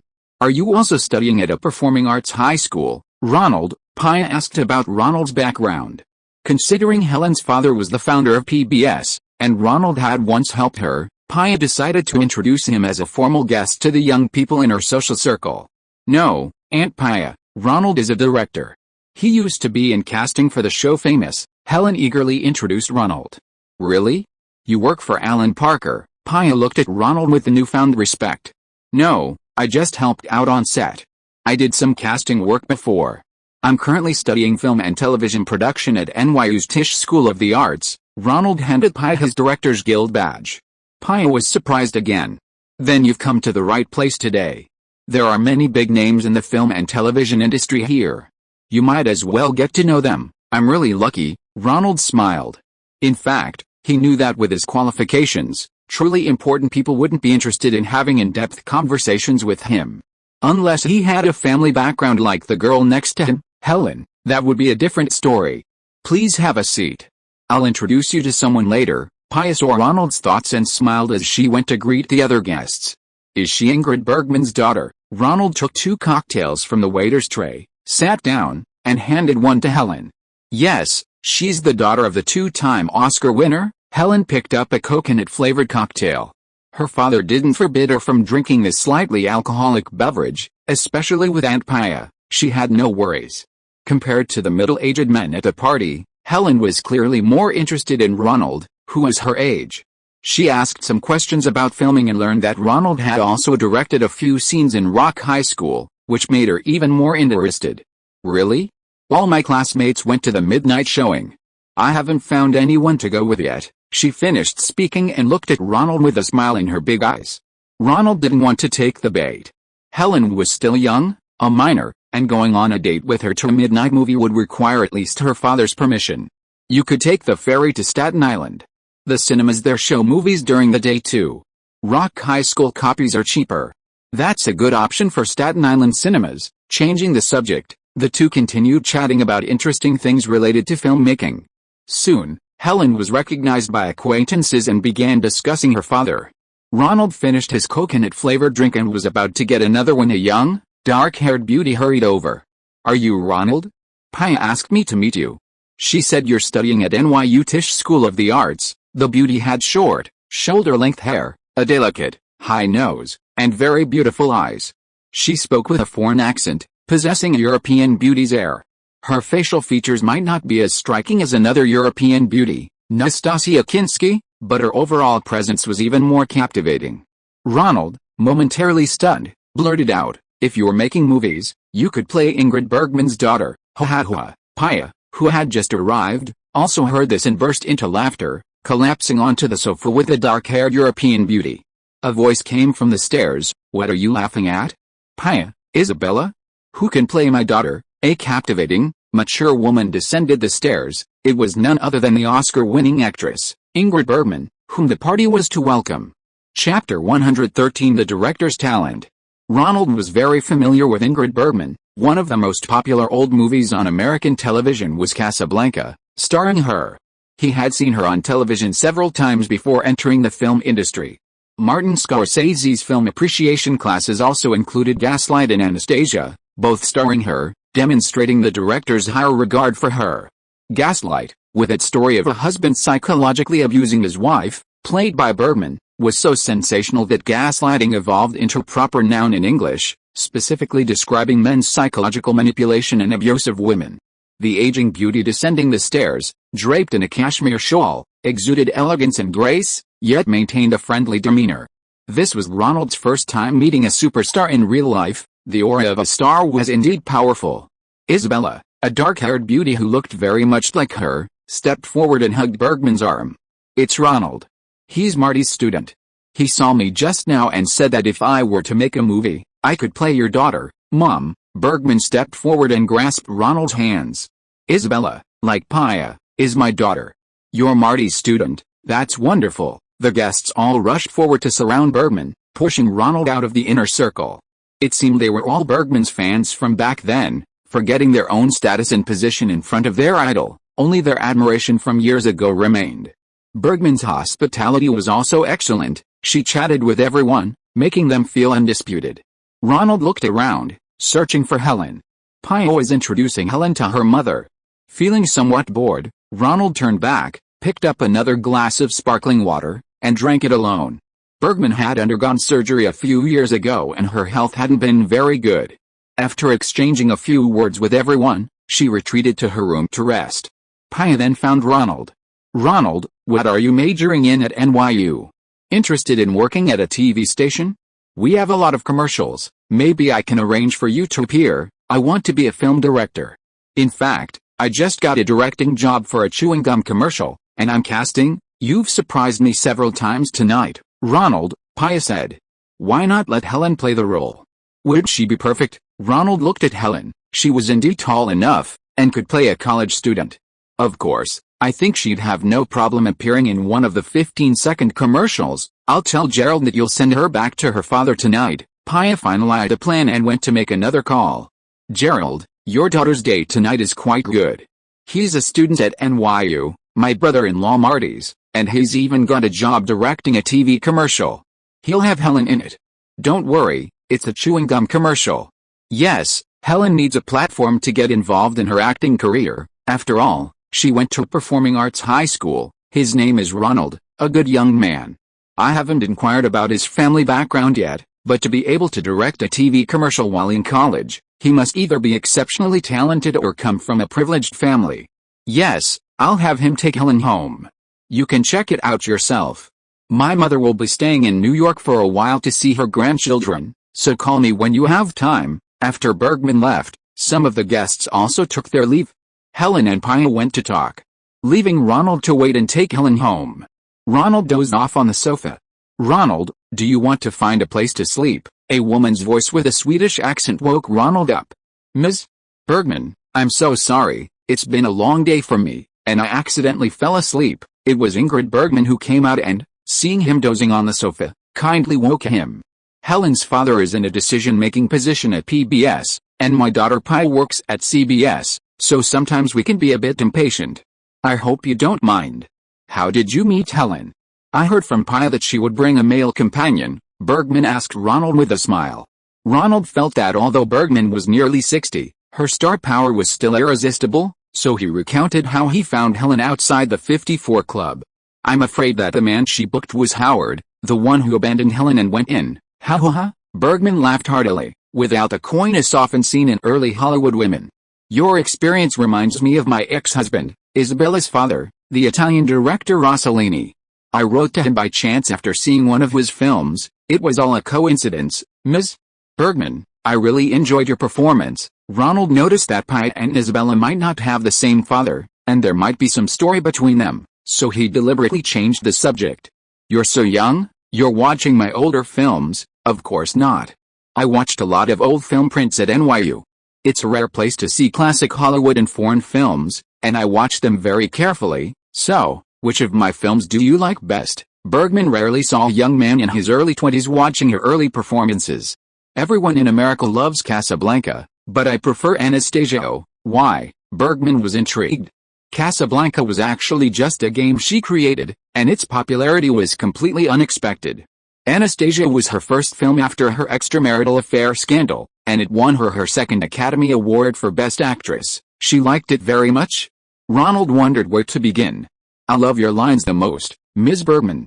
In that film, whether it was Yvonne Brenner, who acted opposite you, or the Empress Dowager, all the actors' lines were excellent.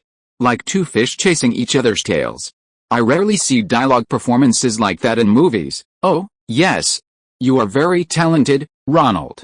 I also love the lines from that film the most. The Empress Dowager was played by Helen Hayes, who was also an Oscar winner and the Queen of Broadway before retiring. Hearing Bergman mention talent, Ronald took the opportunity to ask a question that had long puzzled him. Ms. Bergman, I've always wondered, in the film industry, what is talent? I don't know if I have any talent.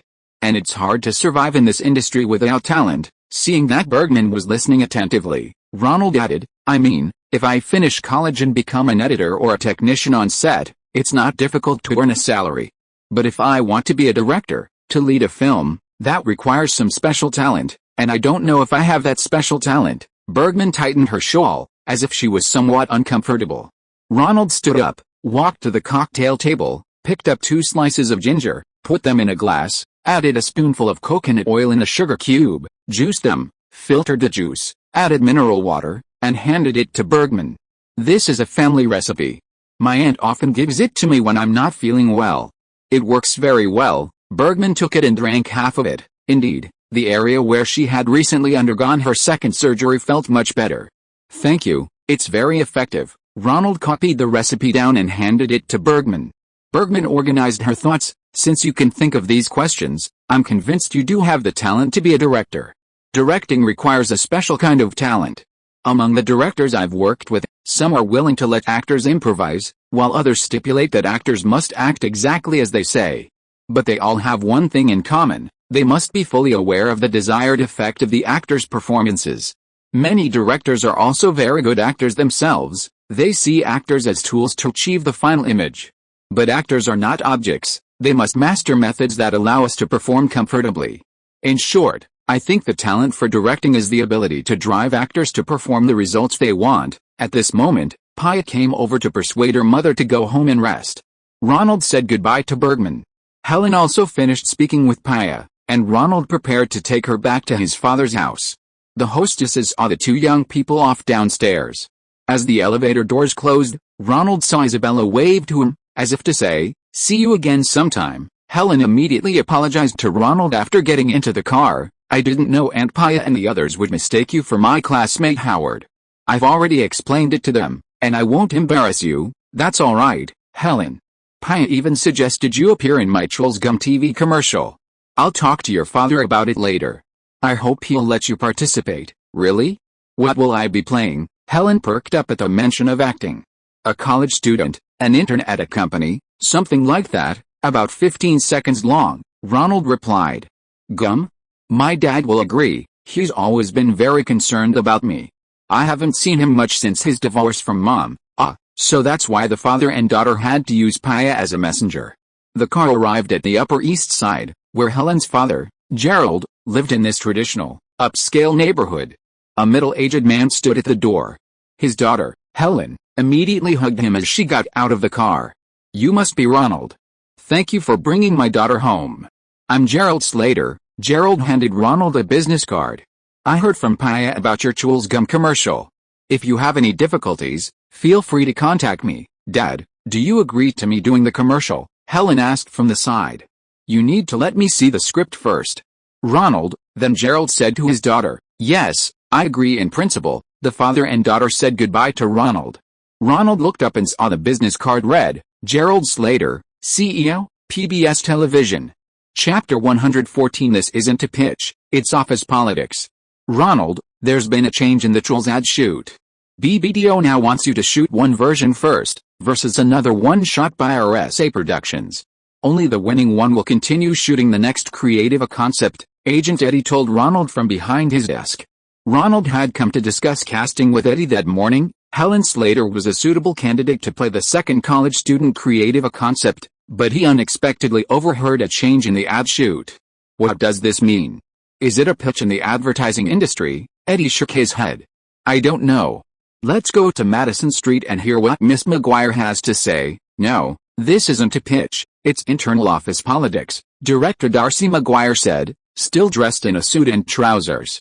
"Dan is targeting me. This head-to-head creative competition is an old-fashioned approach. Few companies use it now." In Darcy's not-so-large office, Ronald and Eddie drank coffee brewed by his secretary, listening to Director Darcy explain the meaning of this competition. In the older days, when company founders still controlled the day-to-day management, they were most concerned with the sales results that advertising and marketing could bring. When a new product is launched, we choose two cities that are similar in terms of population, race, income, and so on, and run different creative advertisements in each city. Then we compare the sales results of the two cities over a period of time to test the effectiveness of the advertising creatives. In America, we usually use Cleveland and Cincinnati to test new advertising creatives because the populations are roughly the same, the proportion of black people is similar, the occupations and incomes of the residents are similar, and they are not far apart. So the residents there will have access to many new products. Darcy McGuire laughed. Then she immediately turned serious. "Ronald, these creative tests are usually conducted within the project team, but Dan has his supporters at the top, so it has become a competition between the two project teams. Now we are all in the same boat. You have to give it your all to beat Dan's creatives. How many sales do we need to achieve to beat them?" Ronald asked the first question. "We at BBDO Advertising have an internal calculation method. Simply put, we measure the inventory distributed through commercial channels, and then at the end of each month, we measure the inventory at all channel terminals again. Using the total amount of each distribution as 100%, generally achieving over 60% is a good chance of success." "Do we need to sell that much?" Eddie interjected. "I mean, a good chance of success." Darcy McGuire glanced at him. The company will invest heavily in television time slots in both cities, and the residents of those cities are quite experienced and will buy inexpensive new products, so 60% is definitely a necessary figure. Do we know their creative concept? Ronald asked again.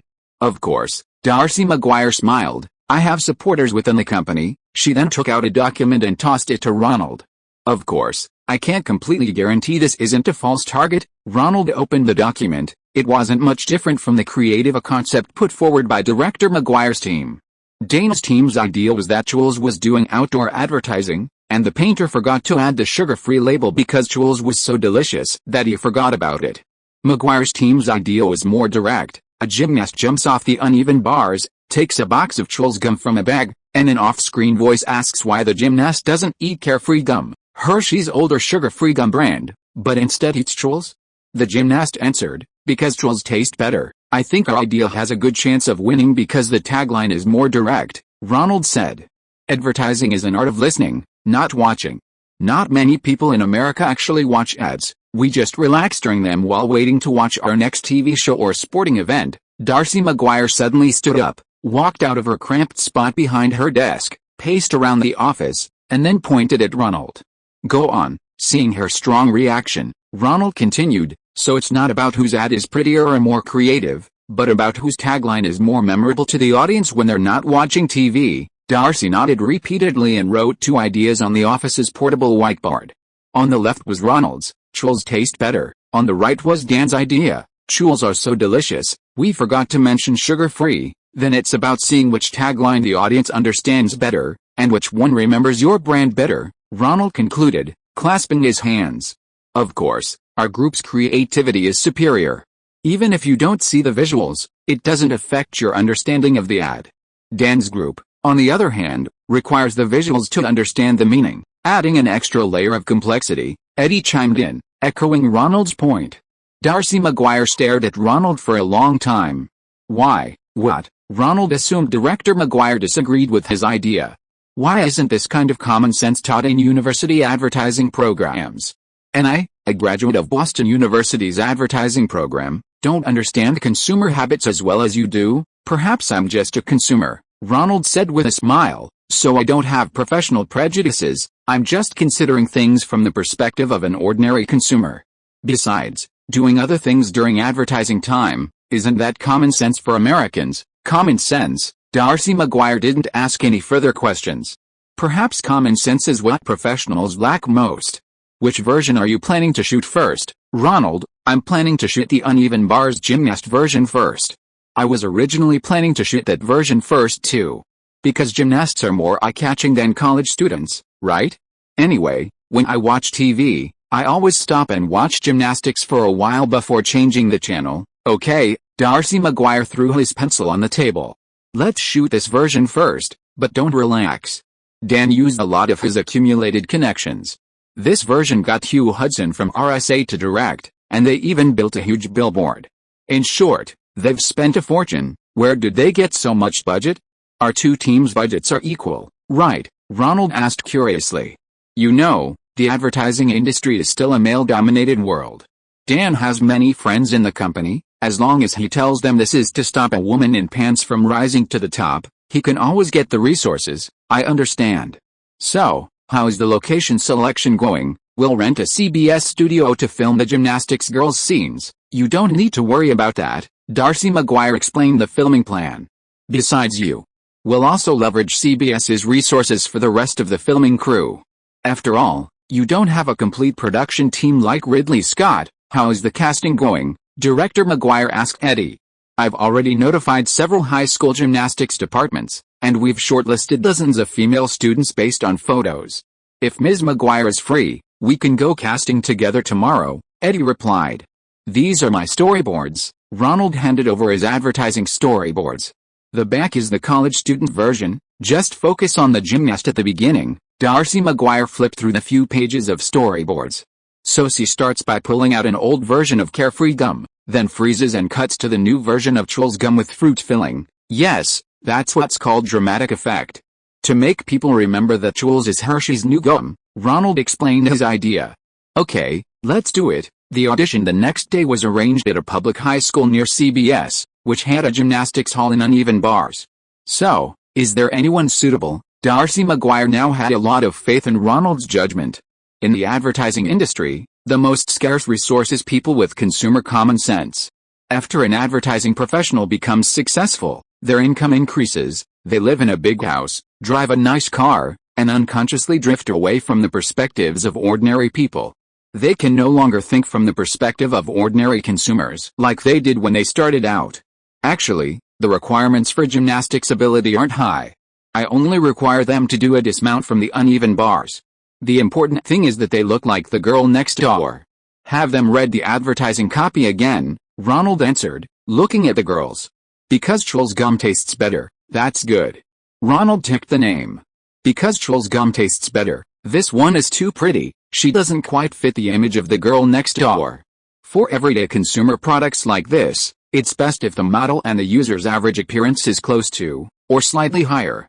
This makes consumers more likely to believe in the product's effectiveness. If the person chewing gum is a stunning beauty like Marilyn Monroe in her youth, consumers will feel that the product is far removed from their own lives, belonging to the upper class, and will look for cheaper alternatives. Because Chew's gum tastes better, this girl's voice was loud and clear, her body strong, and her teeth very straight. She clearly came from an upper middle class family, and Ronald was very satisfied. Where are your parents? Can they come and talk to Miss McGuire? Ronald asked. No, I came by myself.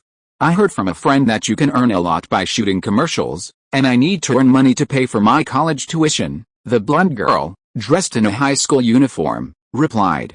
Ronald thought to himself that he had misjudged the situation. If she needed to earn money for tuition like him, she probably wasn't from a wealthy middle-class family. Could you change into your leotard and do a dismount on the uneven bars, Eddie? Seeing that Ronald had ticked the box, suggested the girl try out her gymnastics skills. No problem, the girl replied without hesitation, picking up her bag and heading to the changing room. Once in her leotard, the girl swung twice on the high bars, then did a backflip with a full somersault dismount. Ronald nodded in satisfaction. Where are your parents? We need to talk to them about the contract. You're not 18 yet, are you? I'm 16. You can call my mom, here's her phone number. My father and mother are divorced, and she's my guardian now. Ronald sighed inwardly. It seemed the divorce had caused a decline in the family's financial situation. After all, gymnastics lessons and dental work were significant expenses. What's your name? Eddie picked up the form to find the girl's name. Elizabeth, the girl said, tossing her ponytail behind her back and smiling happily. She knew she had a good chance of getting the role. My full name is Elizabeth Shue. Chapter 115 The Obstacles Behind It. The president suffered heatstroke and fainted during a 6.2-mile cross-country race at Camp David in Maryland and was rushed to the hospital. According to the White House, after treatment, the president is fine. The discomfort was simply due to the high temperature that day. Ronald and his agent, Eddie, were waiting in the CBS studio when they saw the news on TV about the president's heatstroke. Doesn't he always brag about his good health and ability to run marathons? How come he fainted after just 6 miles? Ronald asked. Who knows? He's 55 after all, although he's relatively young compared to other presidents. Eddie wasn't a big fan of the current president. Ever since the Persian king went into exile, oil prices had been rising, causing public discontent to be directed at the president. Television news reports were full of sarcasm and ridicule, with not a single kind word about him. Eddie had been with Ronald for the past 2 days. If Ronald's version of the chewing gum commercial was successful, Hershey's would increase its investment. They planned to shoot more than 10 commercials based on the same concept. Eddie's actors would suddenly have a lot more TV commercial opportunities. This is also why Eddie was willing to sign a newcomer like Ronald. Once a director establishes himself in the industry, a single commercial can solve the work opportunities for many of his actors. Darcy McGuire is here. She doesn't look too good, Eddie nudged Ronald, whispering a reminder, then greeted him with a smile. Darcy, how's it going? When can we use this studio? We still need to set up the boom lines and lighting. Ronald said it'll take at least 2 hours. Dan's pulling strings. We were told we can't use this studio today, Darcy McGuire said resentfully. Ronald paused, then quickly asked, what's our backup plan? Darcy, no backup plan. I didn't expect him to be able to influence people inside CBS. The Englishman he hired, Hugh Hudson, has already set up the giant outdoor billboard. They'll finish filming in the next couple of days, then do post-production at the TV station, and they'll even beat us to it. Dan, through his connections with his partners, influenced CBS management. This time, their reason for refusing me is that the venue needs to film other programs the next day, and the installation and dismantling of gymnastics equipment will cause disruptions. Both sides have their own intelligence networks, and Darcy McGuire is fully aware of Dan's filming progress. Don't rush, Darcy. Ronald immediately decided to look ahead. Darcy McGuire also knew that if they argued with CBS now, even if they got filming permission, the manager Dan influenced would have further tactics to delay things. They could only remember this for now and deal with it later. We can find a gymnastics stadium to film on-site. This will save time on set construction, and if done properly, it won't be a waste of time, Ronald suggested. But we're using CBS's filming crew. If we find another place to film, the personnel and equipment can't be lent out. Darcy McGuire frowned. Ronald, it would be great if you had your own filming crew. This is just a regular commercial filmed with television cameras. If we can't use CBS's crew, we have many master's students at Imperial College who have practical filming experience. It shouldn't be a big problem for us to find some to temporarily assemble a commercial filming crew. Darcy looked at Ronald. If they could arrange it this way, they wouldn't fall behind in terms of progress, and might even finish ahead of schedule. Okay, you're in charge of assembling the filming crew. I'll contact high schools with gymnastics facilities. Darcy was a man of action, and immediately decided to divide the work. The two of them went to make phone calls separately. Eddie looked at Ronald expectantly, hoping that he could assemble a filming crew and move the filming forward immediately. His advertising business for the next year depended on him. If his actors could film well for this company's commercials, he would have much stronger control over the actors and models he signed. Let me make a few calls first. Ronald took out his notebook and gestured to Eddie. First, they contacted Spike Lee, whose film crew had stopped shooting after less than a month due to funding issues. By getting in touch with him, they could bring along his black classmate and Ernest Dixon, who was making a cameo appearance as the cinematographer for his film, thus securing the camera and lighting crews. Then, they could enlist the help of the Perkless woman who had helped with the cinematography assignment last time, and a few of her admirers to fill in as sound engineers, ensuring the on-set sound recording was also in place. Ronald could direct, assist, and supervise the script all at once. Meanwhile, Darcy McGuire had also secured a spot at Stuyvesant High School in Lower Manhattan to borrow their gymnasium. This is my high school. I learned gymnastics there. My coach is still there, and she agreed to let us film there for a day. The remaining issue was borrowing the filming equipment. Do you have connections to borrow television cameras? Ronald asked Darcy McGuire. NYU's storage facilities were mostly filled with old film equipment. The newer television equipment was already occupied. No, we usually go to production companies. BBDO doesn't handle these things. Darcy McGuire couldn't think of a way either. Eddie, what about you? Can you borrow the equipment? Of course, I have connections in equipment leasing, but they all settle in cash. BBDO and CBS's cooperation is a business transaction. We don't need to advance any money, Eddie said hesitantly. It's an emergency. I'll pay for it first, Ronald replied. No, Ronnie, you actually have connections to borrow equipment. Why don't you try? Eddie's Jewish side came out. Who? I don't know. Ronald looked blank. It's Helen Slater, the one you told me about before, the one who's going to shoot another version of the ad, Eddie prompted. Ronald slapped his forehead. How could he have forgotten about him? He's shooting an ad for her daughter. It's not unreasonable for her father to lend her some equipment, is it? Ronald, are you borrowing the filming equipment to shoot my daughter's movie? Gerald certainly wouldn't give Ronald the opportunity to use his influence for nothing. No, Mr. Slater, Helen's appearance is more suitable for the role of the student interning at the company. We've prepared the script and storyboard and are about to send them to you for approval. This time it's a gymnastics scene, so we found a member of the gymnastics team from a New Jersey high school to play the role, Ronald replied. Okay, send the script and storyboard to my office and give it to my secretary, Stella. I'll look at it. Gerald hung up the phone after saying that. Mr. Slater agreed. And we'll borrow equipment from the WNDT branch in New York. They can also lend us a van and a driver. Then we'll wait for Elizabeth Shue to go to Stuyvesant High School to film, Ronald said to Darcy McGuire. Gerald Slater from PBS? You know him? Darcy McGuire looked surprised. And she also began to wonder if Ronald was the son of some important person. He's the key figure who facilitated the national broadcast of the Watergate congressional hearings in 1973. Without his broadcast, PBS would not have become a national television network. We met by chance. I agreed to let her daughter appear in the commercial, and we need to make her the lead in another one. Ronald bluntly brought up Helen's situation. Now was the perfect time. No problem, Ronald.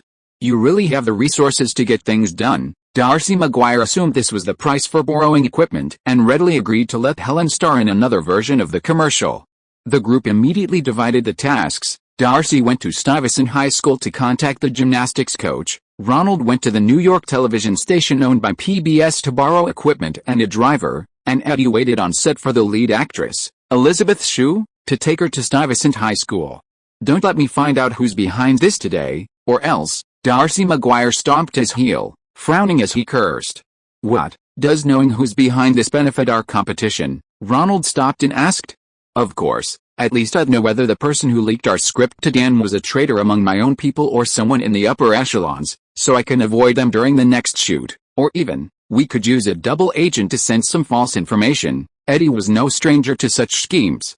I can make a call and find out indirectly. Ronald thought of Paya, the popular female host on CBS. Paya, this is Ronald. I'm at CBS right now. Yes, I'm preparing to shoot a Chewels Gum commercial, and Helen is also in the plans. She'll be shooting one of the commercials in the series. No, today we're preparing to shoot the first one with the gymnasts, and we borrowed the CBS studio, but we were told at the last minute that we can't use it. No, I didn't mean to force the borrowing. I just want to know who's making things difficult for us. Okay, thank you, Paya. I'll wait for your call here. 10 minutes later, Paya called. It was the secretary of Alan Wagner, a high-ranking CBS executive, who informed them of the cancellation of their filming schedule. Alan Wagner is the vice president of CBS New York. He's the mastermind behind top-rated shows like The Mary Taylor Moore Show, a major contributor to CBS's transformation from a rural to an urban company, Paya said. She specifically instructed Ronald not to consider any retaliatory actions. Don't worry, Paya, we just want to know who the mole is inside BBDO, Ronald replied, following the script Darcy Maguire had given him. Darcy Maguire indicated that he already knew who had leaked the creative ideas and filming plans. One of the partners at BBDO had a good relationship with the Mary Taylor Moore Show on CBS, placing numerous advertisements there, and he was Dan's direct protector. At the door, the three met Elizabeth Shue, who had arrived at the CBS studio with her mother. My daughter cannot participate in your commercial shoot. If you are listening to this novel on a channel other than Fanfic World, it means it was downloaded and re-uploaded without effort. We warmly invite you to visit our channel, Fanfic World. There you will find the original version of this story and many other novels of various genres. We look forward to seeing you dive into a world of incredible novels. Chapter 116 Combination Punches. Elizabeth's mother, Ann Brewster, was a manager in the personal banking department of Chemical Bank in New York, a high-income earner. However, when Elizabeth was 9, she divorced her husband, James Sue, and moved to New York. James Sue, a lawyer by profession, now runs a real estate development business in New Jersey. His income was sufficient to provide a comfortable life for his children. Elizabeth Sue attended the prestigious Columbia High School in New Jersey. 2 days ago, Ann Brewster received a call from her daughter saying she was going to film a Hershey's chewing gum commercial in New York. She supported her daughter and confirmed the contract with Eddie over the phone. However, this morning, she received a call from a well-meaning person at BBDO Advertising Agency, who told her that her daughter had been tricked into filming an adult product commercial, and that CBS studios wouldn't rent them for such commercials. The production team would definitely find another location. As a person with a conscience, this person specifically called to warn her to be careful that her daughter wasn't being scammed. I would never let my daughter get involved in this kind of advertisement. Her father, James, is on his way from New Jersey. He's a lawyer, and we can sue you for fraud related to the Guardian's right to know, and revoke the Guardian's filming authorization. So for everyone's sake, you should voluntarily cancel my daughter's filming contract. I must say, that conscientious person has quite the imagination, Ronald chimed in. We did change the filming location because the gymnastics equipment in the CBS studio looked fake. We've contacted Stuyvesant High School's real gymnastics hall to film. Stuyvesant High School, Ann Brewster's expression softened slightly. It was a well-known elite high school in New York, recruiting exceptionally intelligent 8th-grade students from across the city each year. Like several other elite high schools, applicants had to take a special exam, and only those who passed were eligible to enter. It seemed unlikely they would collude with a young director before them to film any adult product advertisements. Yes, it's my alma mater. Darcy McGuire recognized that Ann Brewster was a strong woman like herself. I'm Darcy McGuire, the person in charge of this advertising project at BBDO. This is Ronald Lee, the director I hired. He directed the movie Rock and Roll High. We're moving to Stuyvesant High School for filming. This is my Directors Guild membership card, Ms. Brewster. Ronald handed over his guild card to identify himself. Our advertising shoot is in accordance with the law and registered with the Television Actors Guild. As for that conscientious person, he's just jealous of my status as a woman, that I'm of a higher rank than him. Darcy McGuire deliberately stomped her feet twice, implying that she was also a professional woman in trousers. The two strong women found common ground and quickly cleared up the misunderstanding. Who wants my daughter to film an adult commercial? A man rushed in. James, it's a misunderstanding. Ann Brewster stopped her ex-husband and explained to him carefully.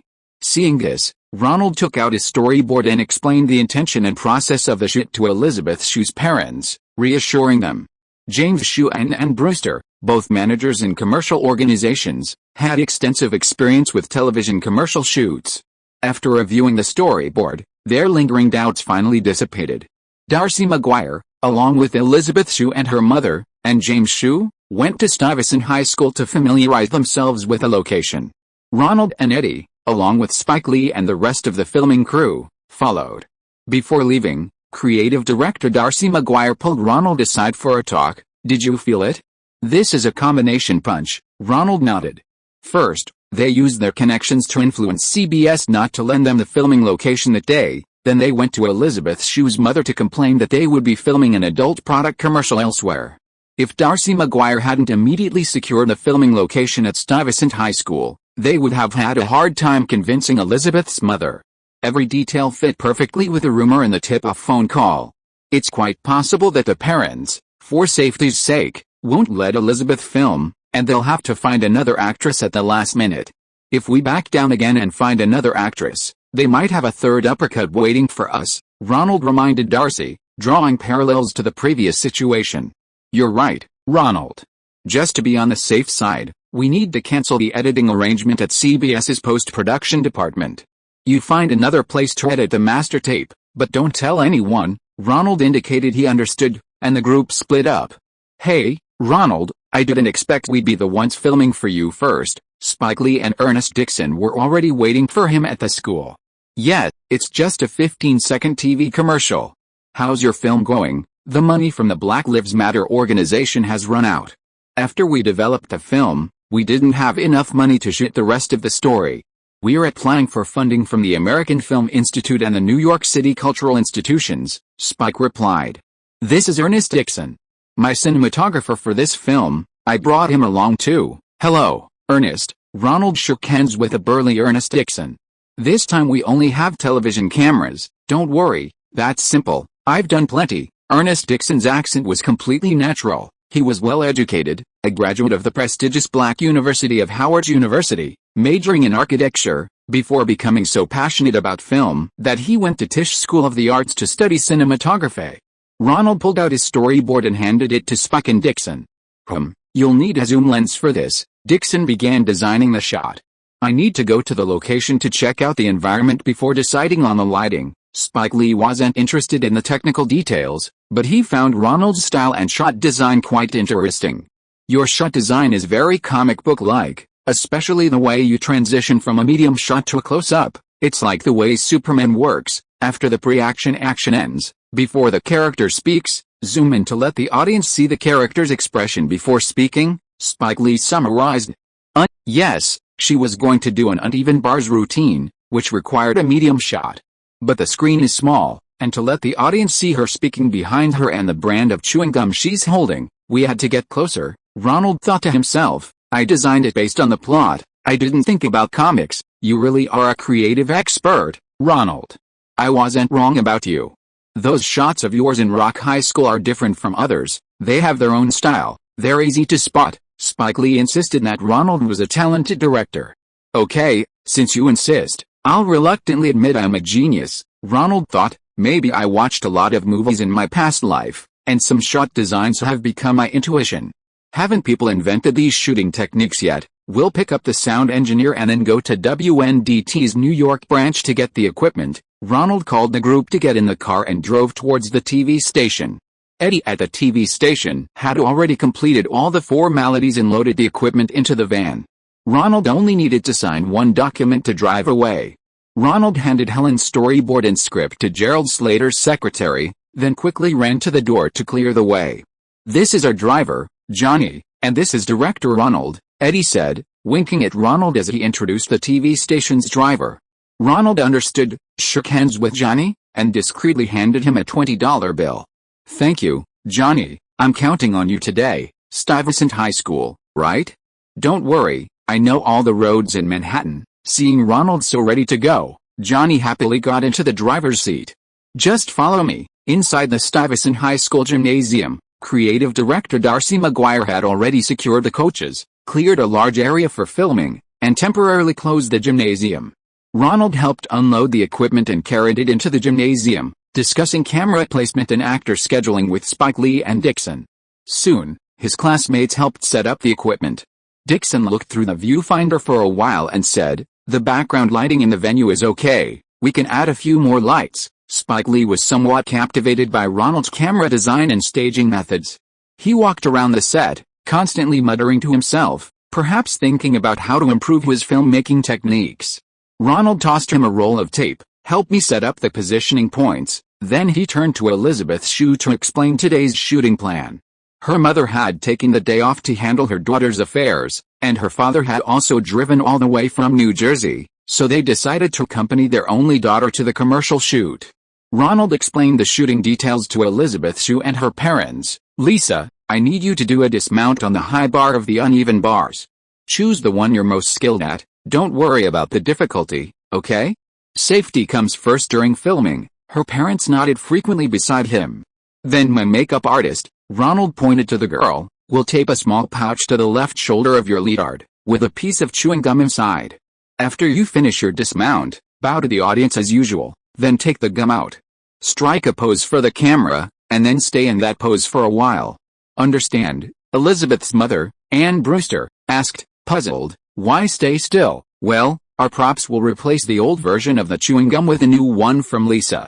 Then, Lisa just needs to say the tagline, 'Chewels taste better.' In post-production, the audience will see the gum instantly transform into a new one, like magic," Elizabeth Shue said expectantly. "Yes, like magic," Ronald replied. "Is chapter 117 already filmed? Ernest, try the zoom." "I need to zoom in on Elizabeth immediately after she gets off the uneven bars. Not too fast, not too slow, so the audience doesn't notice." Ronald instructed cinematographer Dixon to prepare for the shot. Television is different from film, there's more live streaming, and not the time for slow, deliberate filming like in movies. When transitioning from a long shot to a close-up, unlike in film where the camera crew laboriously pushes the camera along a slider, a zoom lens is used. Dixon acknowledged and began fiddling with the zoom ring on the camera to find the effect Ronald needed. The key was to zoom in slowly, too fast, and the audience's attention would shift from Elizabeth Shue to the zoom itself, defeating the purpose of the advertisement, to let the audience hear a beautiful woman speak. Of course, it couldn't be too slow either. The advertisement was only 15 seconds long, leaving only 2 to 3 seconds for the zoom. Ronald reminded the cinematographer that his main task was still to train actress Elizabeth Shue. The 16-year-old athletic girl was full of energy, having changed into her leotard and was now warming up. "Did Lisa study acting in high school?" Ronald asked her parents, who were watching. "No, I guess." Her mother, Anne, only had visitation rights after the divorce, and wasn't entirely sure, glancing at her father, James. "Probably, no." Her father, James, was busy with business and hadn't been very attentive to his 4 children from his previous marriage since his remarriage. Ronald thought, even wealthy families have their troubles. "Hi, Elizabeth," Ronald asked directly, "have you ever had acting experience?" "No, I prefer sports. I started on the gymnastics team, then joined the soccer team," Elizabeth Shue frankly stated, "It's European soccer, not American football," and then demonstrated a shooting motion. "Excellent, I need an athletic girl," Ronald quickly praised her, not wanting the actress to lose confidence. "I'll call action, take your time. Once you're on the bars and feel okay, then do your dismount. Don't rush. It's okay, I chose the easiest one-time dismount." Elizabeth Shue didn't find it difficult. "You still need to warm up properly. Athletes often get injured not on high-difficulty moves, but on low-difficulty moves that make them forget to be careful. Darcy, can you keep an eye on her for me? If she's not warmed up properly, don't start." Ronald turned to the creative director, a former gymnast, to help keep an eye on her. The lighting crew set up the lights, and the sound crew set up the recording boom. Ronald looked at Darcy, who nodded to indicate that they could begin. "Recorder? Camera." Ronald picked up the clapperboard and tapped it in front of the camera. "Action." Elizabeth Shue dismounted from the uneven bars, landed firmly, and raised her hands in greeting. Then she took a piece of chewing gum from a hidden pocket on her left shoulder, placed it on the right side of her face, and turned her head to the right, her nose pointing at the gum. Then she held that pose. "Cut." "Spike," Ronald shouted. Spike Lee ran up from the side, took the old-fashioned chewing gum from Elizabeth's hand, replaced it with the latest jewels, and then quickly moved out of the camera's field of view. "Action," Ronald shouted. Elizabeth seemed to suddenly come alive again. She turned her head towards the camera and shouted at an abnormally loud volume. "Jewels taste better." "Cut." Ronald, watching from behind the camera, was quite satisfied, then looked at the cinematographer Dixon. "How was it?" "No problem, it was filmed exactly as you requested." Ronald nodded in satisfaction. "Director, I was just too excited, so I shouted a little loudly." Elizabeth Shue skipped over and said to Ronald, "Just call me Ronald." Ronald thought, what he wanted was this athletic spirit of hers. "That's great, you acted very well, we all look forward to seeing you like this." "Really?" Elizabeth smiled happily. "Thank you, Director Ronald." "Makeup, touch up her makeup." Ronald had the cinematographer pull up the camera's playback function, watched it once, and felt there were no problems. Spike Lee and creative director Darcy McGuire then reviewed it. Both were satisfied. Television cameras record image and sound on magnetic tape, unlike film which requires developing, so the footage can be viewed live. Although it's only black and white, it's still much more convenient than filmmaking. Ronald and Spike Lee discussed it and made minor adjustments to the camera angle and Elizabeth's movements. After makeup and touch-ups, Ronald ordered another take. The filming went smoothly. In 2 hours, they shot several takes. Elizabeth performed very well, and Ronald felt there were no problems. He looked at creative director Darcy McGuire. "I think we can stop here for today. Do you have any comments?" "That's it." Darcy was surprised. "I thought you were just warming up." Elizabeth's performance was very fluid and natural. "We're just shooting a continuous movement. We'll edit it later and add background narration. If you feel there's anything that wasn't shot well, we can discuss it and reshoot." "No, I'm just not used to your shooting speed. I've worked with RSA before, and a close-up of a product could take a whole day to shoot." Darcy McGuire couldn't pinpoint what was wrong, but he felt Ronald was shooting too fast. "You're talking about a food commercial, right?" Ronald had consulted with professors at the academy beforehand about the details of commercial shooting. Some commercials require capturing product details, naturally using many techniques to make the food look mouth-watering.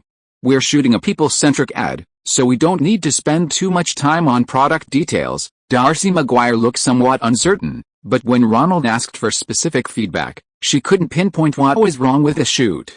Creative directors often don't trust their teams. Their usual approach is to do it again, extend the shooting time, and shoot multiple times, as if repeating the same thing would yield different results.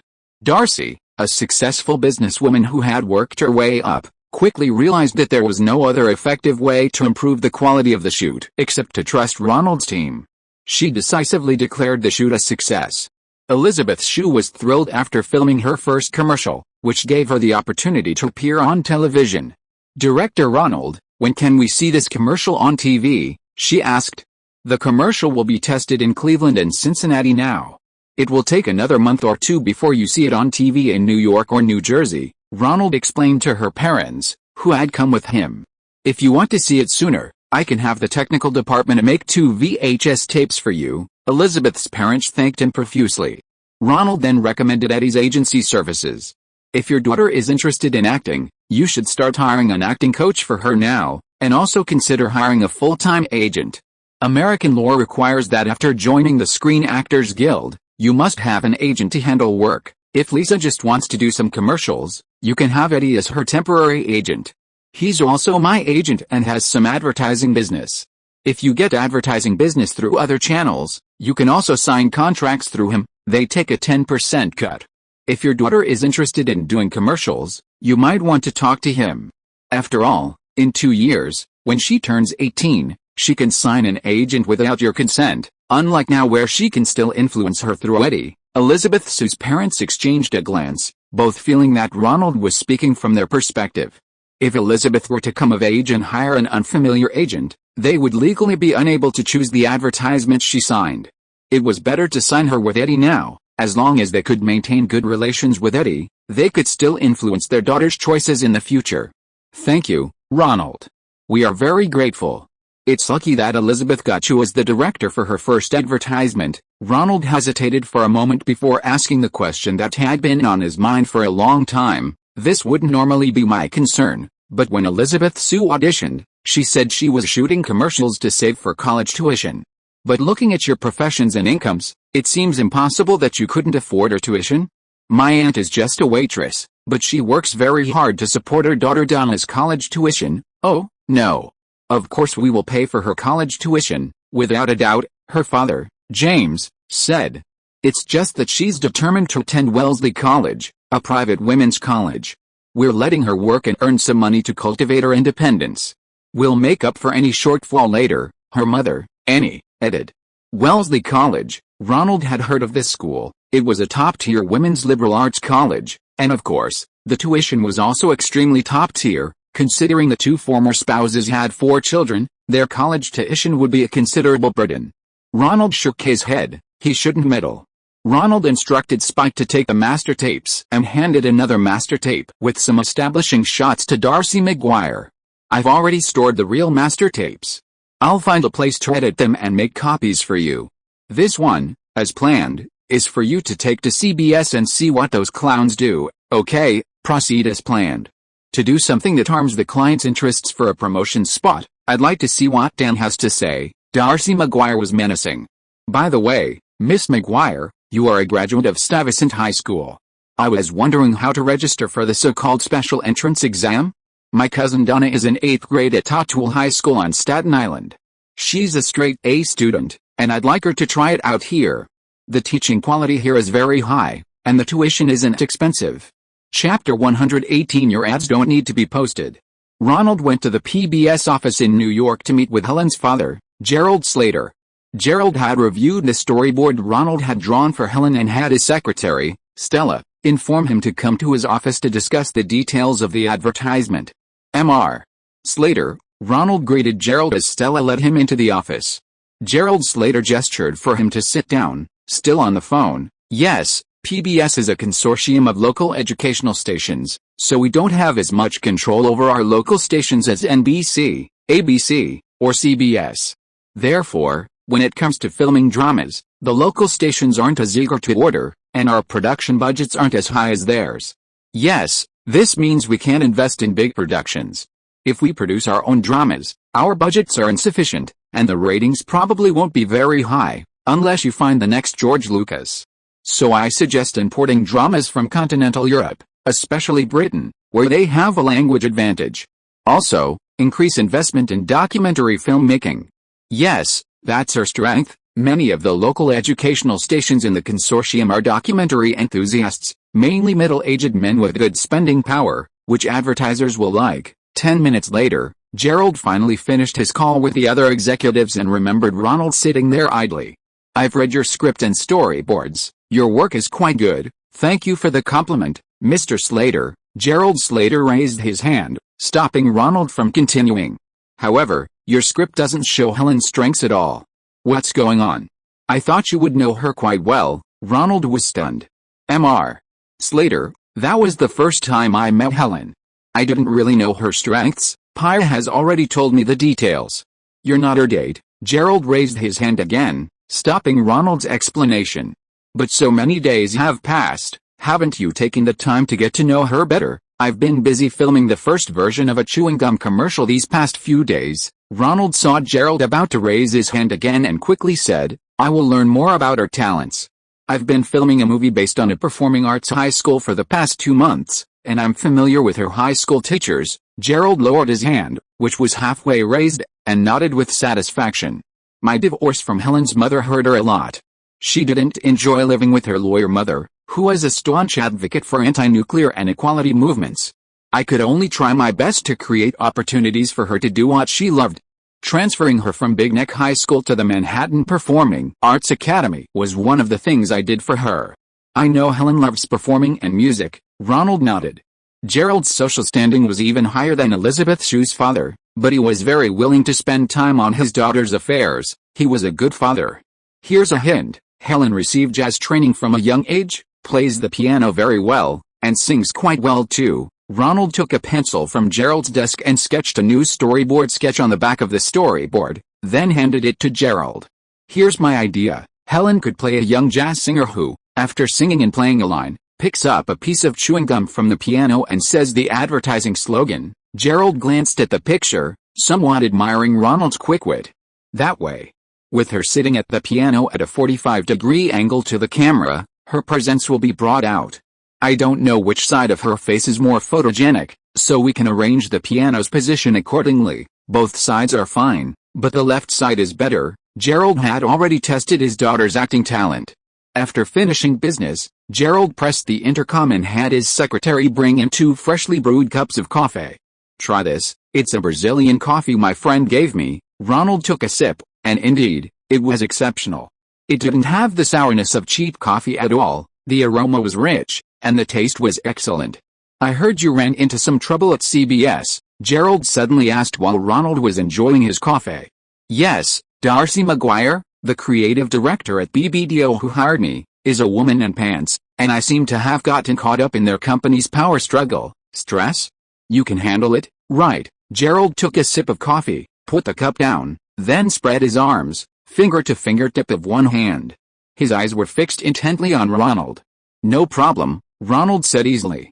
The more underhanded tactics they use, the more it means someone within the competition has discovered the excellence of my ad, a gap that can't be bridged by the quality of the filming. They've used quite a few underhanded tricks, and I need to find a completely reliable place for editing and post-production dubbing.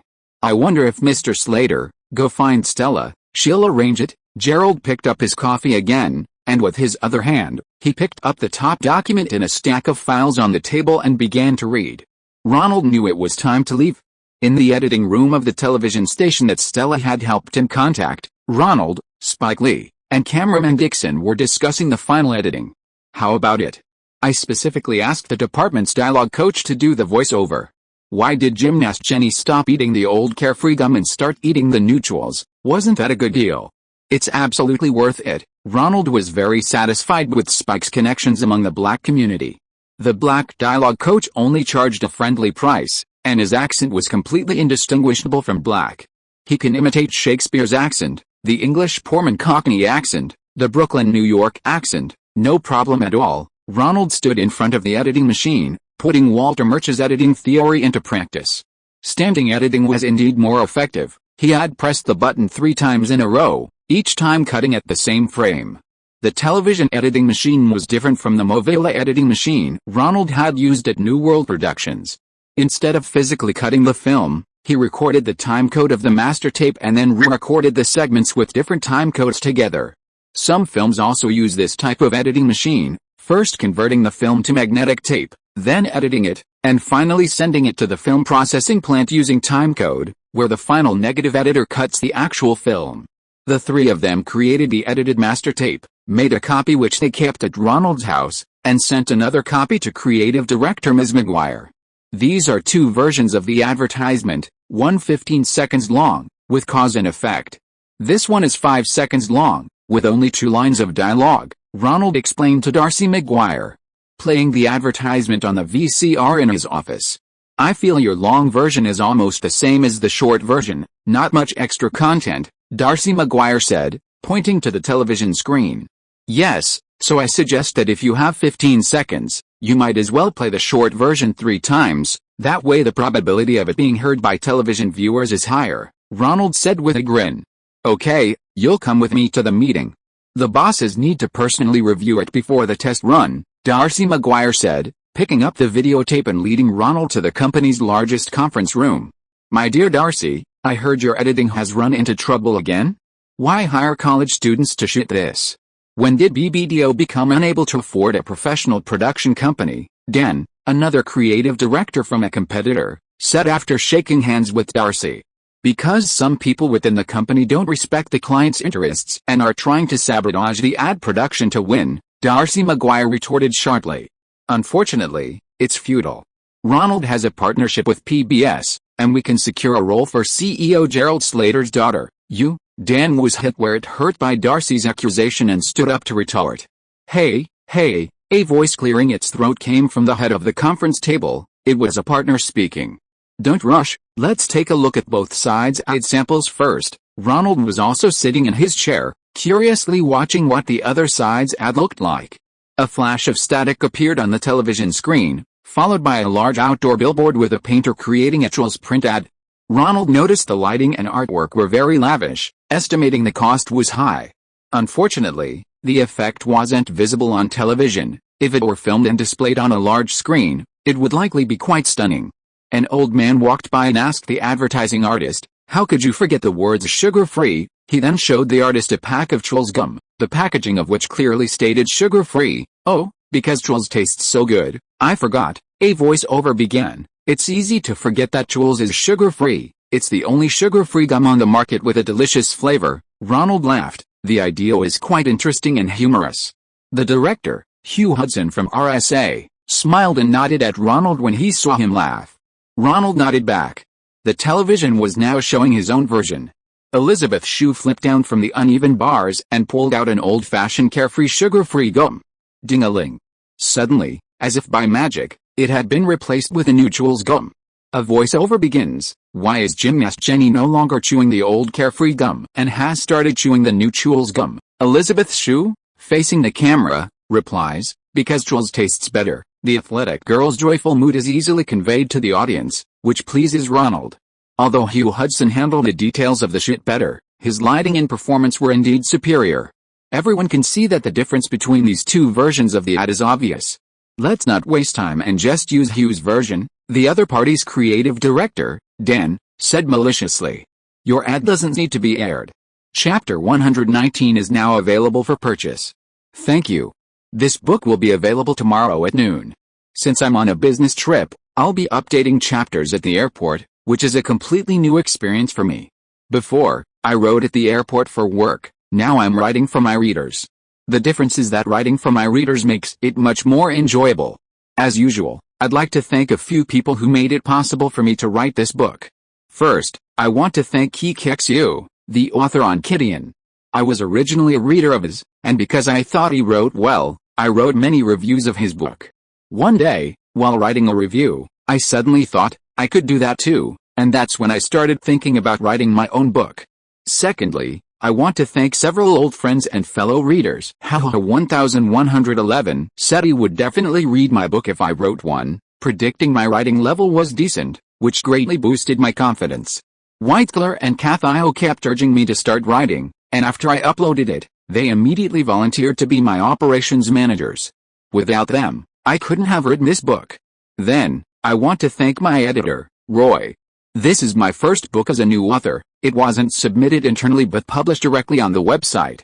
Without his appreciation, I wouldn't have been able to sign a contract or get any recommendations. I thank him again. Also, there's Eleven, who also wrote the American entertainment novel New York 1995. He helped me a lot when I started my new book. My QQ friends and Beaks gave me a lot of great advice on the beginning and taught me some basic knowledge about online novels. I thank them all here. Finally, I want to thank all the readers. Your reading, voting, rewards, and comments are all my motivation. Because it's going on sale at noon, tomorrow's new chapter will start updating in the afternoon. I will try to update as much as possible, posting as much as I can. Many friends have asked how many extra chapters I can add after the sale. I don't have any drafts saved up, so I'm writing as fast as I can. If I can break the premium mark in the first subscription, I will try to maintain a 3-chapter per day update rhythm after the sale. If I don't break the mark, I will still try to write more, and I will add extra chapters at noon if I reach the word count. Chapter 120 New Rules of the Game. That's utter nonsense, Darcy Maguire snapped. Dan, what's in your head? Is it nuclear waste from 3 Mile Island? There's no need for personal attacks, Darcy. Look at both ads.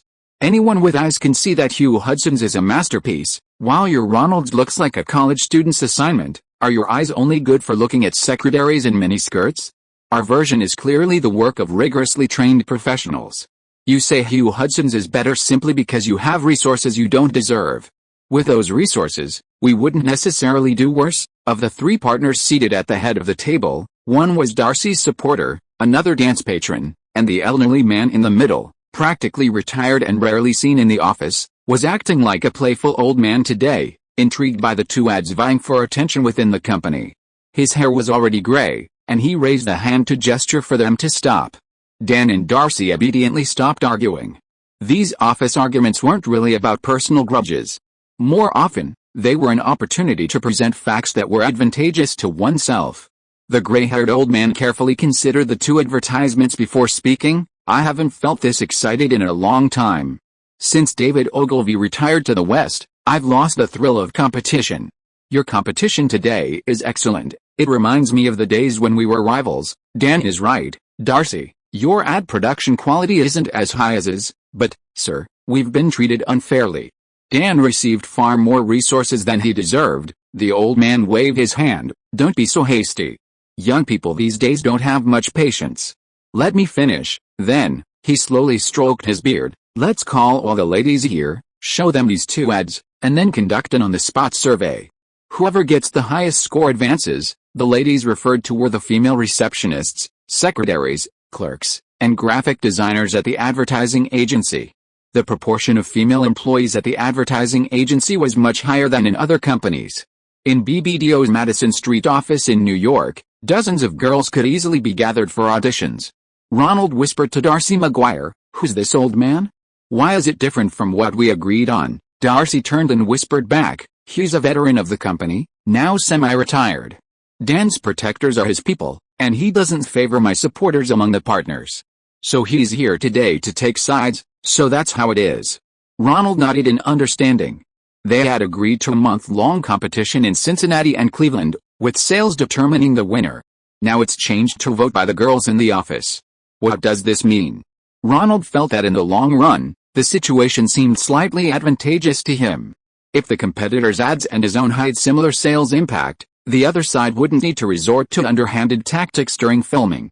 And bringing in this old man and changing the rules at the last minute clearly indicated that the other side felt the sales-based competition was unfavorable. However, in the short term, Ronald faced a disadvantageous situation. Girls conducting surveys can actually be manipulated to achieve their desired results. There's a lot of skill involved, which Ronald doesn't fully understand. However, major television stations have conducted numerous such surveys for the upcoming presidential election. Ronald knows they're largely useless. Different stations' predictions for the candidates vary wildly, and they can elicit any result they want. Besides, 2 of his partners are on Dan's side, while only 1 partner is on Darcy's and his side. Ronald glanced at Darcy's partner supporter. He called Darcy Maguire aside and whispered something. Darcy's expression darkened after hearing this. Returning to his seat, he quietly told Ronald, "My supporter thinks things are bad. He says the old man will tamper with his surveys. He came early today and called a meeting with his old staff. He's probably planning a surprise attack, but he said even if we lose this time, he'll compensate me and transfer me to another branch. I'll give you filming opportunities then, don't be discouraged," Darcy Maguire said, clenching his fist to encourage Ronald and himself. New York is the best branch in the country, isn't it? Ronald thought. It seems Darcy Maguire is going to have to admit defeat. If she's transferred to the West Coast, her promise to herself will be broken. Losing this chewing gum commercial won't actually have a huge impact on her film career. Eddie can just find another opportunity. However, the connection he had finally made with Helen's father, Elizabeth Shue's expectations, and the network that Paya had cultivated would probably all be in vain. "We haven't lost yet, Darcy," Ronald smiled and touched his ear. He had experienced fierce competition in 2 film crews before. There's no need to be pessimistic so early. All lies have a weakness. When they encounter the truth, they melt away like snowflakes in the sun, disappearing with a bang. Ronald deliberately spoke loudly so that the gray-haired old man could hear him and gave him a provocative smile.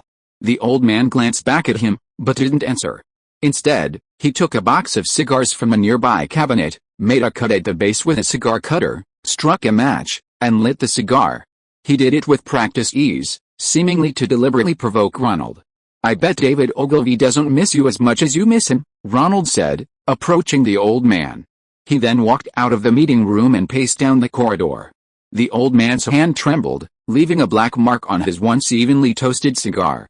Displeased, he stubbed out the match and began to puff rapidly, as if trying to erase the imperfect mark. Darcy Maguire gave the old man an apologetic smile, then left a meeting room to catch up with Ronald. "Young people these days are very energetic," Darcy's supporter among the partners remarked from the side. "It's a pity they don't respect tradition. They don't respect the name of this great company. BBDO girls should wear skirts. I'm not old-fashioned. I used to support hiring a lot of women and even advocated for women in core roles like copywriting, but now ladies are wearing trousers, which is really indecent. Women should return to the home to continue our race and raise qualified, high-quality next generations." Just as the old man was complaining to his partner, Ronald was already standing in the open office area outside the meeting room.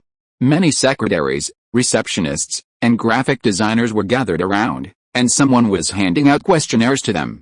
Darcy Maguire took one from an acquaintance and looked at it with Ronald. "Your rating for the artistic expression of the advertisement. 0-5 points. Your rating for the humor of the advertisement. 0-5 points. Your rating for the acting skills of the actors in the advertisement. 0-5 points. This is truly a tailor-made questionnaire," Ronald laughed. Darcy Maguire couldn't take it anymore. "This is blatant sexism and discrimination against a profession." Indeed, Ronald thought. The standard for advertising isn't artistic achievement, but whether you can sell products. This scoring system is clearly tailor-made for the competition. He smelled the questionnaire paper. It still had a slight photocopier smell. Ronald knew it was a hastily prepared draft by Dan that morning. Looking at the eager girls, Ronald was curious and pulled Darcy Maguire aside to ask, "Do you know how often these girls get the chance to vote on an advertisement's fate?" "I don't know, but this method isn't very common." "Why are you interested in this?" Darcy was puzzled. Ronald was about to face judgment, yet he still had the mind to care about such unrelated matters. Ronald didn't answer Darcy's question. He walked over to the secretaries. "Excuse me, I'm the person you'll be dealing with later," Ronald said, pointing to the conference room. "How often do you participate in these kinds of surveys?" The secretaries and receptionists, all junior staff, assumed Ronald was from upper and were eager to talk to him. "It's rare, maybe once a year." "Exactly. We're the users of the product, aren't we? Those directors are paid so much, they haven't used our company's advertised products for a long time. We should vote more often, and ideally, each of us should get a sample so we can judge." Amidst the chattering replies, Ronald found the answer he wanted. "Would you be willing to share your thoughts then? We've been out of touch with consumers for a long time. Using this kind of survey to score is less effective than hearing what you have to say in person," Ronald said to the secretaries and receptionists. Silence. Few people above are willing to have genuine conversations with their employees. Even the directors' interactions with them are mostly flirtatious. How many directors truly treat them as intelligent individuals? "If you ask us honestly, we'll speak our minds," a plump secretary finally couldn't help but say. "Yes. We're not just blondes who know how to dress up," a blonde woman protested, dissatisfied with the American stereotypes about blondes. "We may not have gone to college, but that doesn't mean we can't think. Don't worry, the partners are here today. They want to hear your opinions on a chewing gum ad. I'll have them prepare some samples. Just tell us your honest feelings," Ronald said with a smile, then whispered to Darcy Maguire, "Miss Maguire, we haven't lost yet. We're far from losing. We need to prepare some things before voting." The following is unrelated to the previous text and appears to be a separate message, uploaded at the airport. Chapter 2 is scheduled for 1 p.m. Chapter 3 will be after I land at 4 p.m. Chapter 121 Live Voting. The ad viewing and on-site voting took place in BBDO's largest conference room. A full 35 female employees flooded in, standing or sitting in the back. Each held a questionnaire and a pen, waiting to score the ad after it was played. The opposing ad director, Hugh Hudson, appeared to be a man who followed the rules. He proactively approached Ronald and Darcy to greet them, saying, "Regardless of who wins or loses today, both deserve respect. I actually quite liked your filming method. Miss Maguire's right, if you had the same resources, your film probably wouldn't have been any worse than mine. Pitying the loser now? Perhaps it was too early." Ronald had experience dealing with the British and knew they weren't always as polite as they seemed. "I'm not necessarily worse than you now, Mr. Hudson," Ronald replied. Hugh Hudson gave a helpless smile, seemingly exasperated by the blind courage of his younger colleagues. "All right, let's wait and see the judges' votes." The preview screening was led by a junior female manager, who announced that 2 versions of the Chewels Gum ad would be played twice. After watching, they were asked to write their scores on the questionnaires, which would be collected later. The video recorder projected the ads onto a large color TV at one end of the conference table, and the female judges watched intently. Soon, the 2 ads had been played twice. The version with the uneven bars, directed by Ronald, was designated Ad 1, and the version directed by Hugh Hudson was designated Ad 2. The 35 female employees scored the 2 ads on their questionnaires. The moderator then asked the judges to hand over their questionnaires so that someone could calculate the average score and announce that their work was complete and they could leave. "Wait a minute," Darcy Maguire said, trying to persuade the 35 female judges to stay until the results were calculated. "I'd like these 35 female judges to stay a little longer." Darcy Maguire brought over a case of Chewels Gum and gave each of the employees giving scores a sample, letting them try the product first. Seeing this, Dan immediately ordered his men to bring over several cases of Coca-Cola and gave each of the female employees a bottle. Ronald smiled at him. The guy thought he was bribing the judges and wasn't quite aware of the situation. The judges began submitting their completed questionnaires and then started chewing the gum, each showing a surprised expression. The Chewels Gum had a fruit filling, and the female employees were trying it for the first time. It tasted pretty good. Some even opened cans of Coca-Cola on the spot and started drinking, the popping sounds punctuating the noise. The elderly partner with gray hair was quite displeased and glared at Dan. Dan then ordered his men to dissuade the ladies from drinking, creating chaos in the meeting room. The host quickly obtained the scores. Ronald, number 1, received an average score of 3.6. Hugh Hudson, number 2, received an average score of 4.2. Because the judges didn't know who shot the first and who shot the second, the scoring process was relatively fair, and neither Dan nor Darcy raised any objections.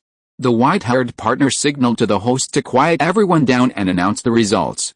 All the senior managers and 35 judges present heard the results. The judges, still unsure of who shot which, looked around at everyone's expressions to deduce the outcome. Ronald was somewhat surprised. Although the questionnaire questions clearly favored the other side, the final scores weren't significantly different. This made things much easier. Darcy Maguire was the first to challenge. "The score difference isn't significant. Let's go back to the original plan and let the test results decide which idea to adopt." Dan sneered, but seeing that there were still many female judges present, he didn't resort to harsh words. Version 1 scored 3.6, version 2 scored 4.2, a difference of single digits, a 12% gap. "There's no need to waste resources on A/B testing," the gray-haired partner stood up. "Questionnaires are scientific, a scientific method of using statistics to reflect public opinion. You all cast your votes. This is a 200-year tradition of America, and we should respect this tradition. There's no need for time-consuming and laborious actual market sales testing. No wonder you can never beat David Ogilvy. You don't even know the ABCs of voting," the old man personally intervened. Darcy Maguire, being a BBDO employee, couldn't conveniently refute him. As planned, Ronald started the verbal attack. The old man's eyes widened, seemingly unable to believe that anyone dared to contradict him to his face. Ronald quickly distributed the 35 ballots he was holding to all the judges. Each ballot has 2 columns, 1 and 2, representing the 2 versions of the advertisement, high and low lines and the drawing skills, respectively. "Please write down 2 selling points of the advertisement that you remember. I'll collect them later." Ronald actually had more than 35 ballots. They were all prepared by Darcy Maguire's men. The ballots were divided into 2 parts by a line in the middle. The left side was labeled 1 high and low lines, and the right side was labeled 2 drawing skills. The bottom was blank, without any questions for the judges to write down the selling points they remembered. Ronald also gave one to the old man, and the rest to his two partners and Dan's people. The ballot only has two options, the Donald Party candidate or the Elephant Party candidate, remember? Voting is a civic duty, so remember to vote. Then he turned to the 35 female judges and said, "This isn't a promotion test, you don't need the right answers. Just write down what you remember. If you can't remember, leave it blank. It's anonymous, we won't use it to test your memory." The women laughed and picked up pens to write down the advertising selling points they remembered in the blank spaces. Soon, the judges finished writing down the selling points they remembered. Ronald collected them and had the host read them aloud and count the votes on a moving whiteboard. The result was very one-sided.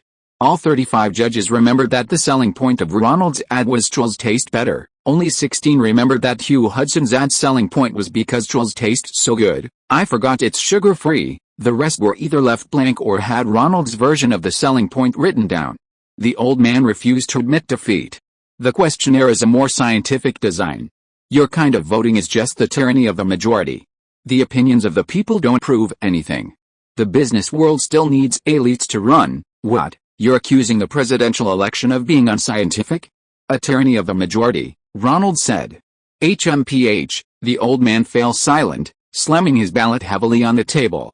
Dan seemed to have found an excuse. Yes. This isn't a scientific design. We should adopt the scores from the first questionnaire, that's the scientific result. Instead of pursuing your science, why not ask the consumers for their opinions? Ronald turned to the 35 junior employees. Can you tell Director Dan what your experience was like after eating Trolls gum? The chubby secretary spoke first. I think this gum is like candy, very delicious. Sugar-free gum is really tasteless. I felt like throwing up after a couple of chews, but this Trolls gum is also sugar-free, isn't it?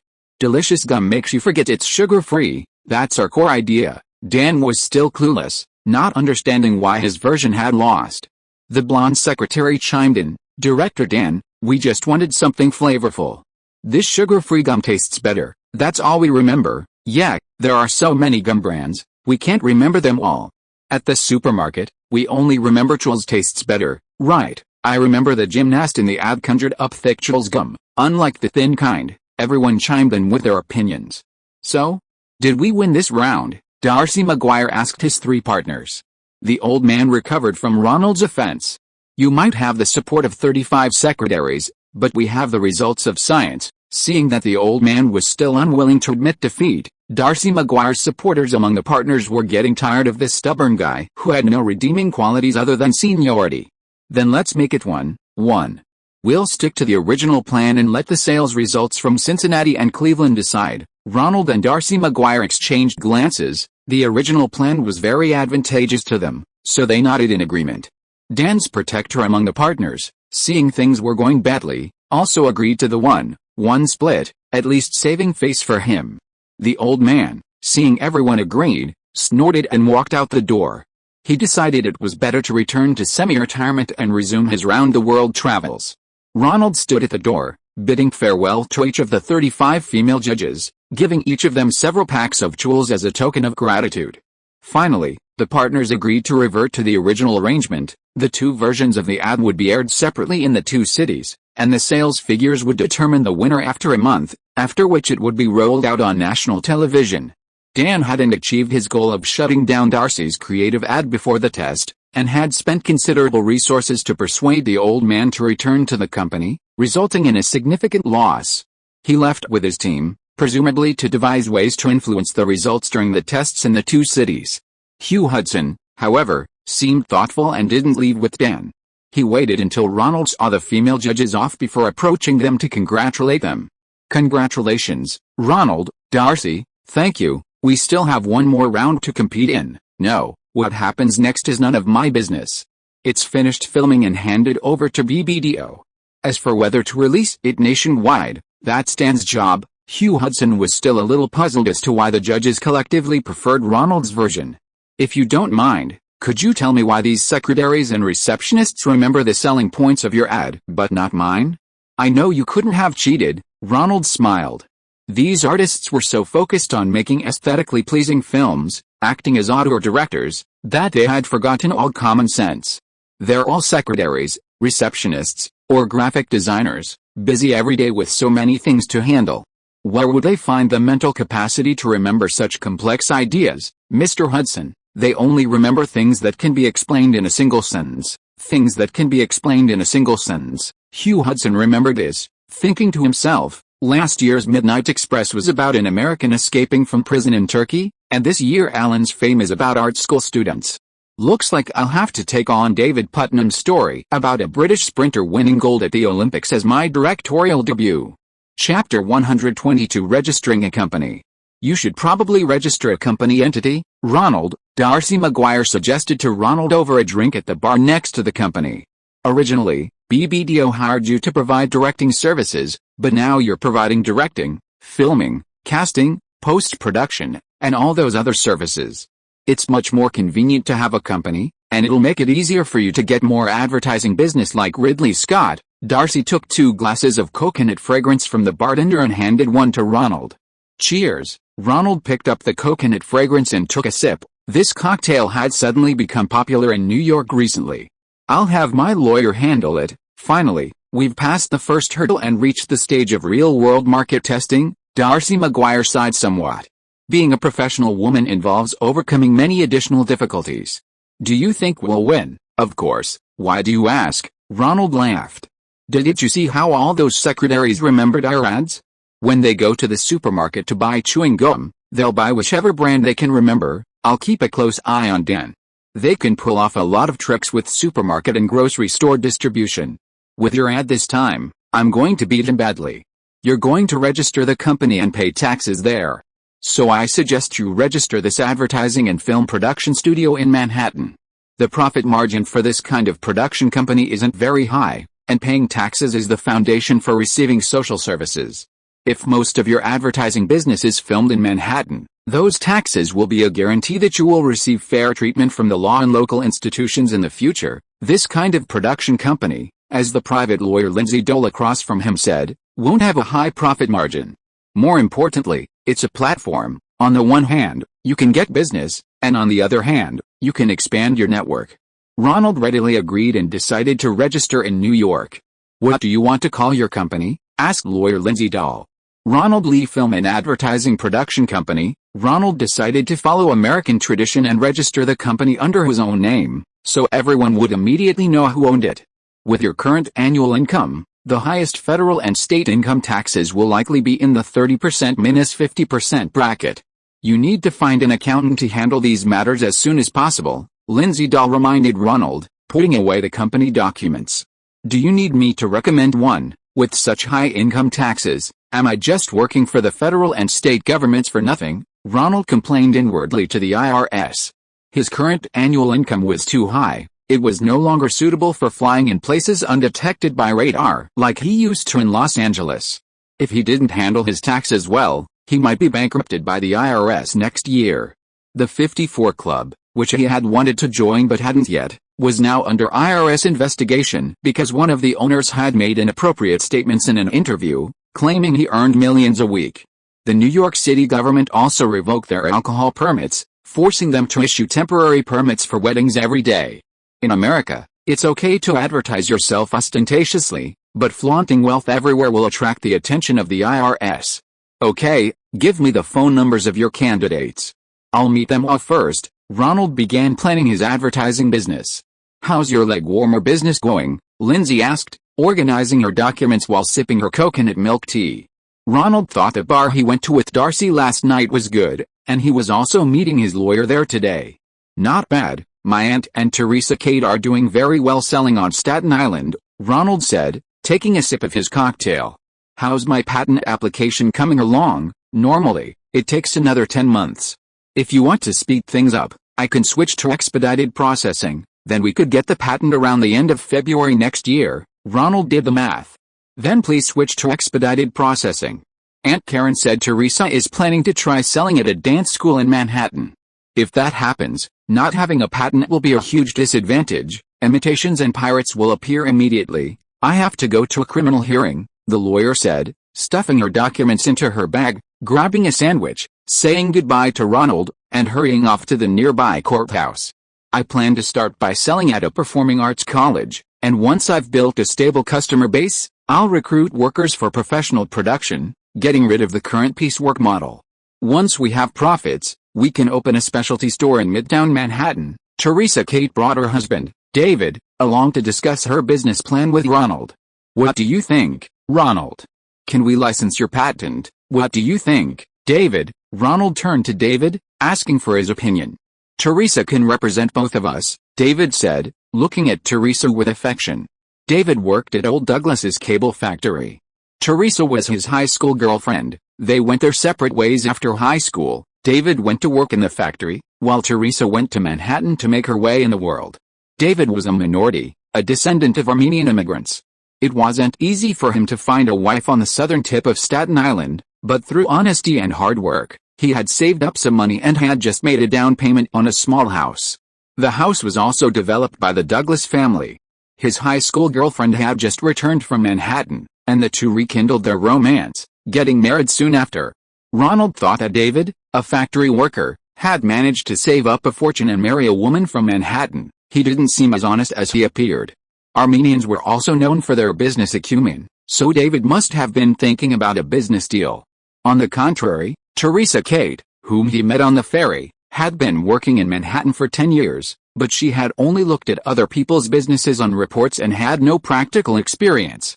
Although she had a very broad vision, the idea of selling leg warmers to a performing arts college might have been hers.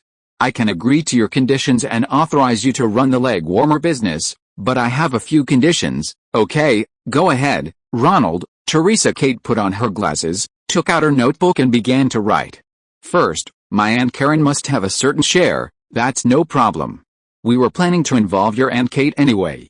She's very talented in knitting, and some of the styles we sell now were invented by her. Ronald nodded, as he also wanted to use this business to improve his aunt's current life. Second, I didn't charge you licensing fees on Staten Island. But in Manhattan, the market is huge, and I have to charge you licensing fees. If your business succeeds in Manhattan, the Staten Island distribution rights will have to go to Aunt Kate. That's reasonable, no problem. We'll pay you licensing fees based on market prices. Third, Ronald looked at David. I trust David's judgment. This business must have David as a shareholder. He must be involved in its management. Why? Don't you trust my abilities? Teresa Kate had another question left unsaid. Was Ronald insisting on doing business with her husband because she was a woman? Of course not. I have great faith in your marketing abilities, Teresa, but I also have great faith in David's judgment.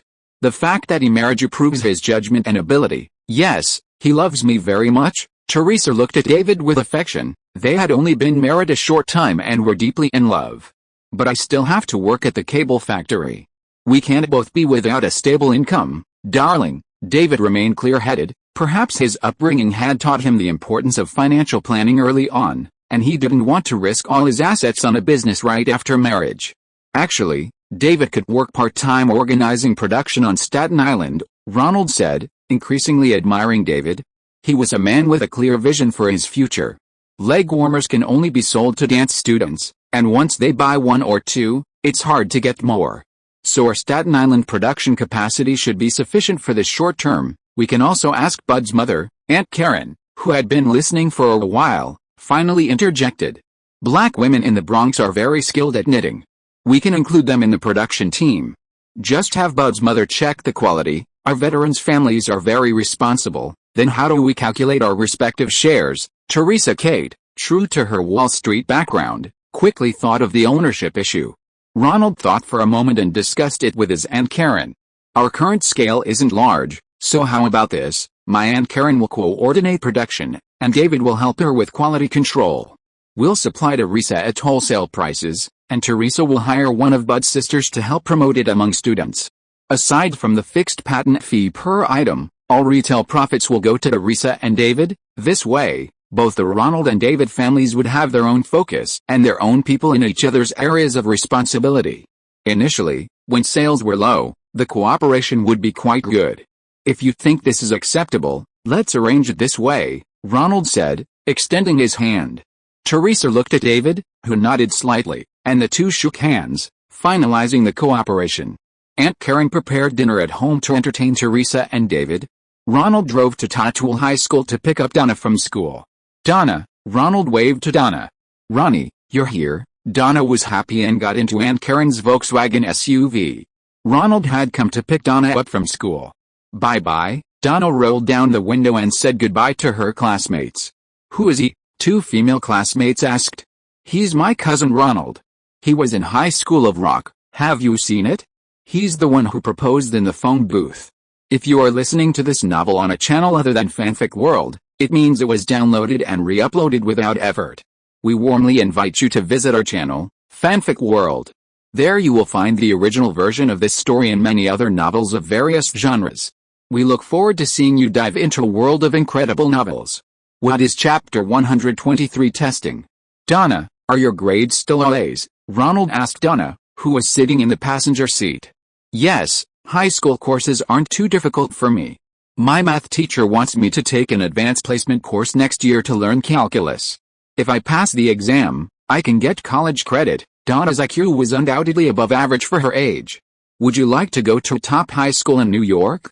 Did you know there are 8 special high schools in New York State? Their curriculum is very advanced, and you'll meet many classmates as smart as you." "Is it Stanton High School of Science and Technology?" "I've been there. It's so boring." Donna was hesitant. Stanton High School of Science and Technology is one of the 8 special high schools in New York State that take the special college entrance exam. "No, it's Stuyvesant High School. I asked the admissions office at Stuyvesant High School, and their test scores are even higher than Stanton High School of Science and Technology. If you're interested, I can enroll you. You can live in my apartment in Manhattan's East Village." "Live in Manhattan? Then can I visit Wall Street?" Donna's face lit up with longing. Manhattan." Aunt Karen hesitated. "I know Donna's IQ is a bit higher than her classmates, but I don't want her to go into special education too early. I want her to grow up with her mother, of course, Aunt Karen. I know you want Donna to grow up in a loving environment, with good friends and classmates to grow up with." Ronald actually understood Aunt Karen somewhat.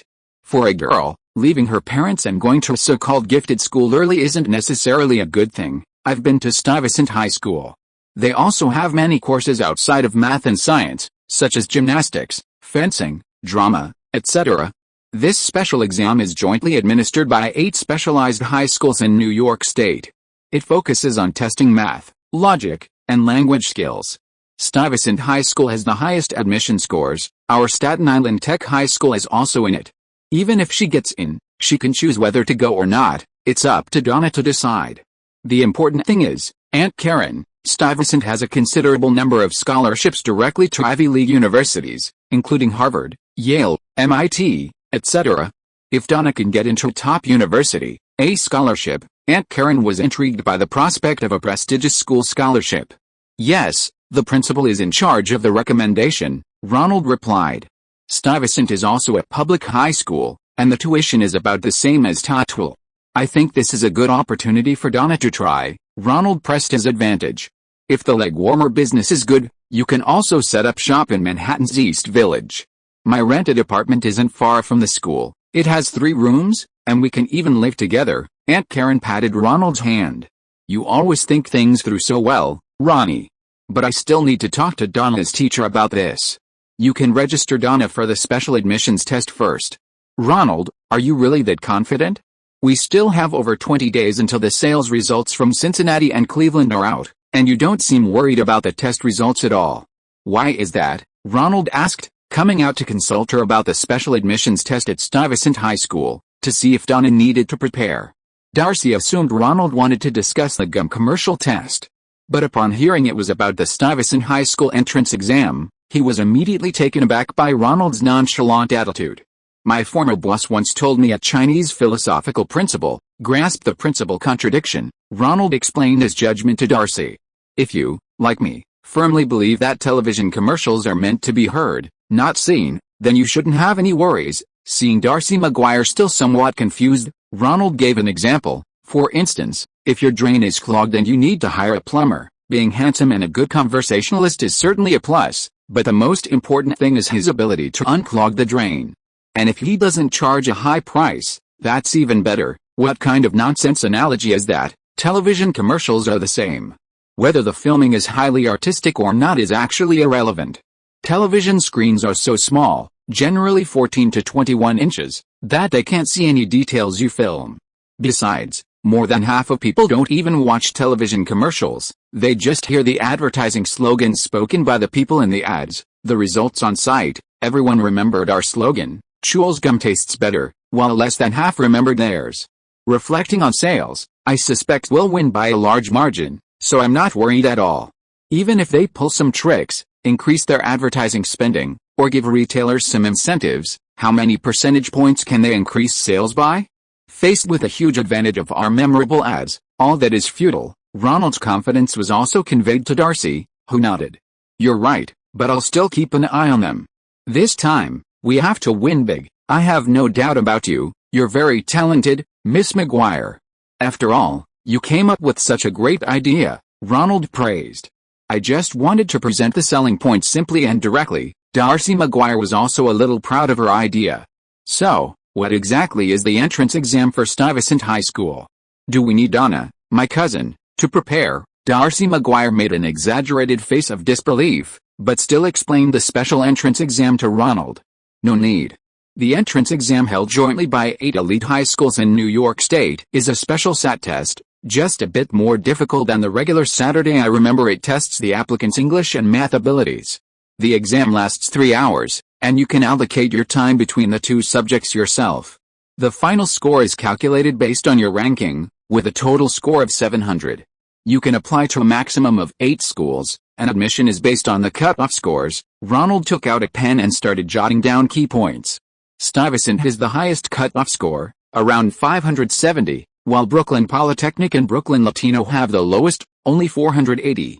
So there's no need for much preparation. It's essentially an IQ test. Aren't there any past exam papers? Question type analysis? Mock tests? Ronald suddenly blurted out some terms that even Darcy McGuire wouldn't understand. "I don't know what you mean, but just have your cousin take the exam. It's almost the end of October, and the results will be out around the same time as our advertising test." "Eddie, why haven't any of my self-recommendation letters been sent to everyone in the screenwriter agent directory?" Ronald found Eddie and asked him for advice on finding a screenwriter agent. "Really? How did you write them?" Eddie was also surprised. "I put my name on the script for a famous at the world and asked them to consider representing me. That's basically it." "Ronald, you're an experienced veteran who's worked on 2 film sets. How can you be so naive?" Ronald frowned. "Where did I go wrong?" "Eddie, please tell me. Your self-recommendation letter for applying for Writers Guild of the West membership is quite suitable. Finding an agent. By the way, did you get your Writers Guild membership?" "Yes, they found the registered script. My name and Christopher Gore's name are connected with and, so I can get 24 points. Membership went smoothly. If they were connected with and, I would only get 12 points, and I would need to accumulate more writing points." Eddie nodded. "Let's put it this way, Ronald, what benefits would I get if I represented your directing business? I was thinking I could shoot commercials and provide some on-screen opportunities for your other actors and models." Ronald thought for a moment and said, "Besides that, there's also the option of taking a 10% commission from my director's earnings. But my income isn't high right now, so your commission won't be much either." "Yes, the same goes for those screenwriters' agents, Ronald. Famous is finished, and you don't have any new scripts. How will they make money representing you? But doesn't Famous prove my screenwriting ability? They can find me some script revision work, and I can make money that way too, right?" Ronald remembered the screenwriter doctor that Alan Parker was originally going to give him, whose income was a level higher than that of ordinary screenwriters. If Famous is a big hit, it's possible that screenwriters' agents will actively seek you out. If you get an Oscar nomination, they'll be chasing you every day, but the movie won't be released until next year, so they're unlikely to gamble on your future now. "I see. I was indeed thinking too simply." Ronald realized why he hadn't received a single call after sending out dozens of self-recommendation letters. Only by making others money can you find the right people to serve you. This principle seems to apply to all walks of life. Eddie's willingness to represent him means he can help him make money.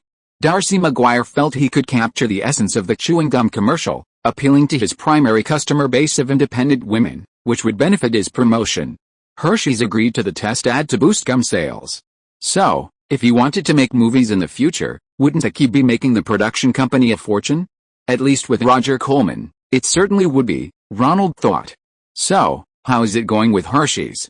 How many opportunities will I get in the series of commercials? Eddie began promoting his artists. Look at these photos. I have beauties here with all sorts of hair colors, body types, and races. I even have ugly ducklings like Gracie Jones if you want. Ronald watched Eddie flip through the audition photos of beautiful women. The feeling of being able to decide someone's fate with a single sentence was truly unique. Darcy McGuire has some plans: a choir, a foreign chef, a skydiver, a Duchess of Austria, a high school band. If you win the sales test at the end of the month, you'll have plenty of opportunities. Really? Looks like I need to have a good talk with her. I not only have young beauties, but also many actors suitable for various professions and races. Chef, Duchess, no problem. Eddie got excited and actually started selecting suitable actors. You'll put in a good word for me then, right, Ronnie? Of course, you're my agent. Chapter 124 Brotherhood. These are some of the most popular freshmen. We need to invite them to a trial party at the Kappa Sigma fraternity. We need to find a few hot blondes. We'll borrow some from the sorority's social club. They'll come running as soon as they hear there's a handsome blonde. Ronald had been advising the red-haired girl on her photography assignment suitor, and the Hollywood star's son was among them. He was a senior member of the Kappa Sigma fraternity thanks to his father's connections with actors. Fraternity members had opportunities to attend celebrity parties and get autographs. Why is Ronald Lee here? The star's son asked, pointing to Ronald's photo. It's a tradition at Imperial College that freshmen have their portraits taken upon enrollment, and these portraits are displayed in the academic buildings throughout the 4 years of university. Ronald's photo was a disposable snapshot taken with a Polaroid camera. In low light, it looked like dark brown hair, but it was actually dirty blonde. Combined with his Greek sculpture-like features, he was still quite photogenic. He's a celebrity freshman at Imperial College, involved in the filming of the new MGM movie, and one of the screenwriters. The deacons of the Kappa Sigma fraternity had already conducted background checks on the freshmen. Anyone who could increase the fraternity's appeal was fair game. Ronald returned to Imperial College. The image and sound editing course was rather boring for him, given his intensive training on the film set and the professor's outdated knowledge, which he skipped whenever possible. Aside from his favorite Martin Scorsese classic film appreciation class, Ronald hadn't returned to the college much during the commercial shoot.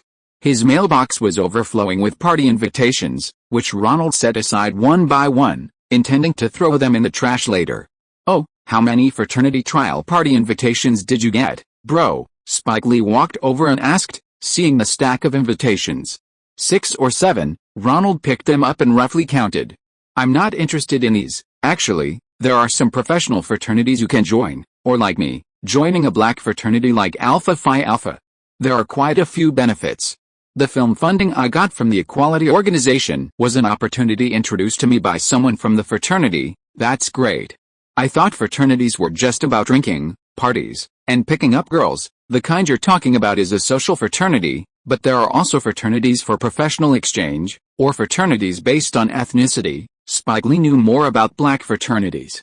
It's a pity you're not African American, otherwise you could join Alpha Phi Alpha too, but attending one party after another like this is such a waste of time. Ronald tossed the invitations aside.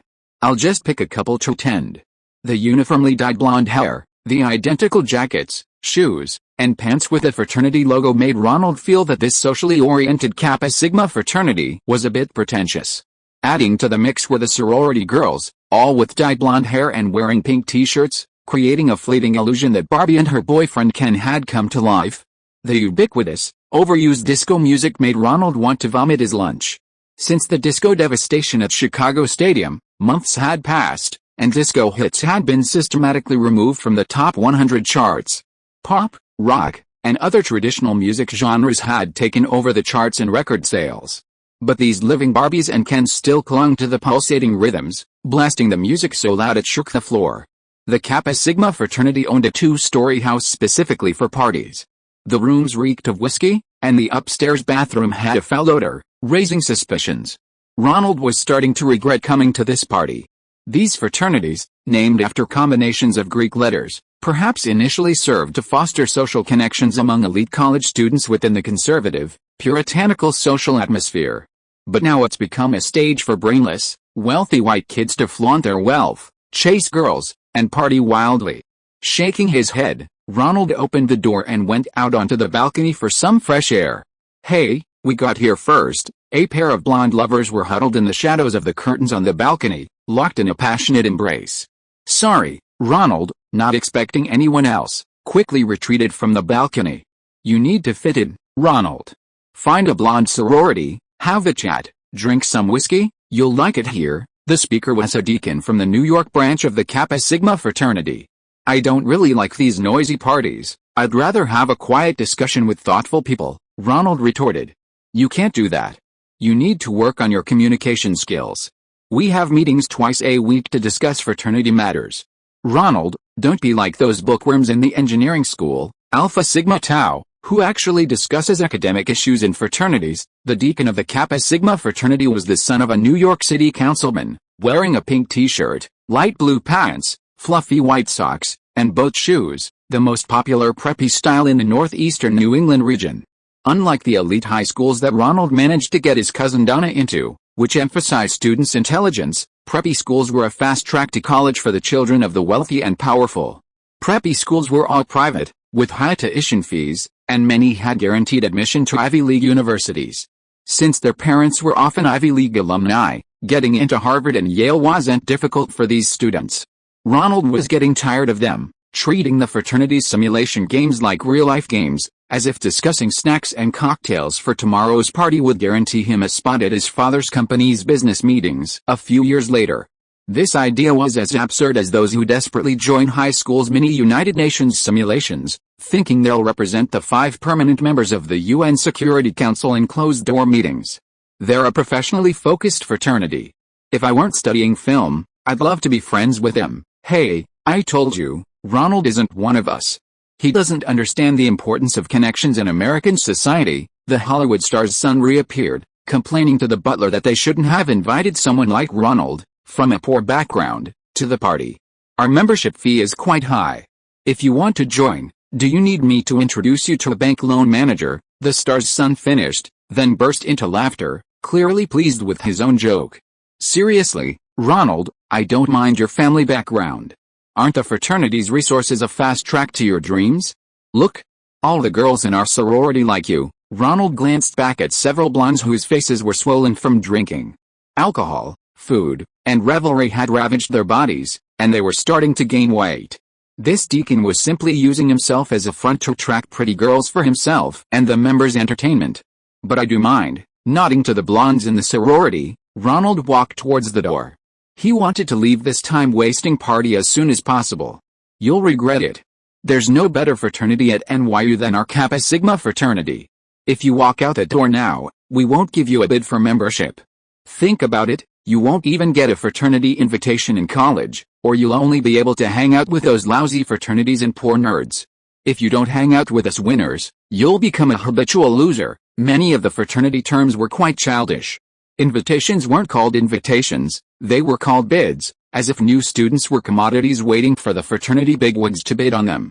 Older members who helped newcomers weren't called study buddies, they were called senior daddies. Really?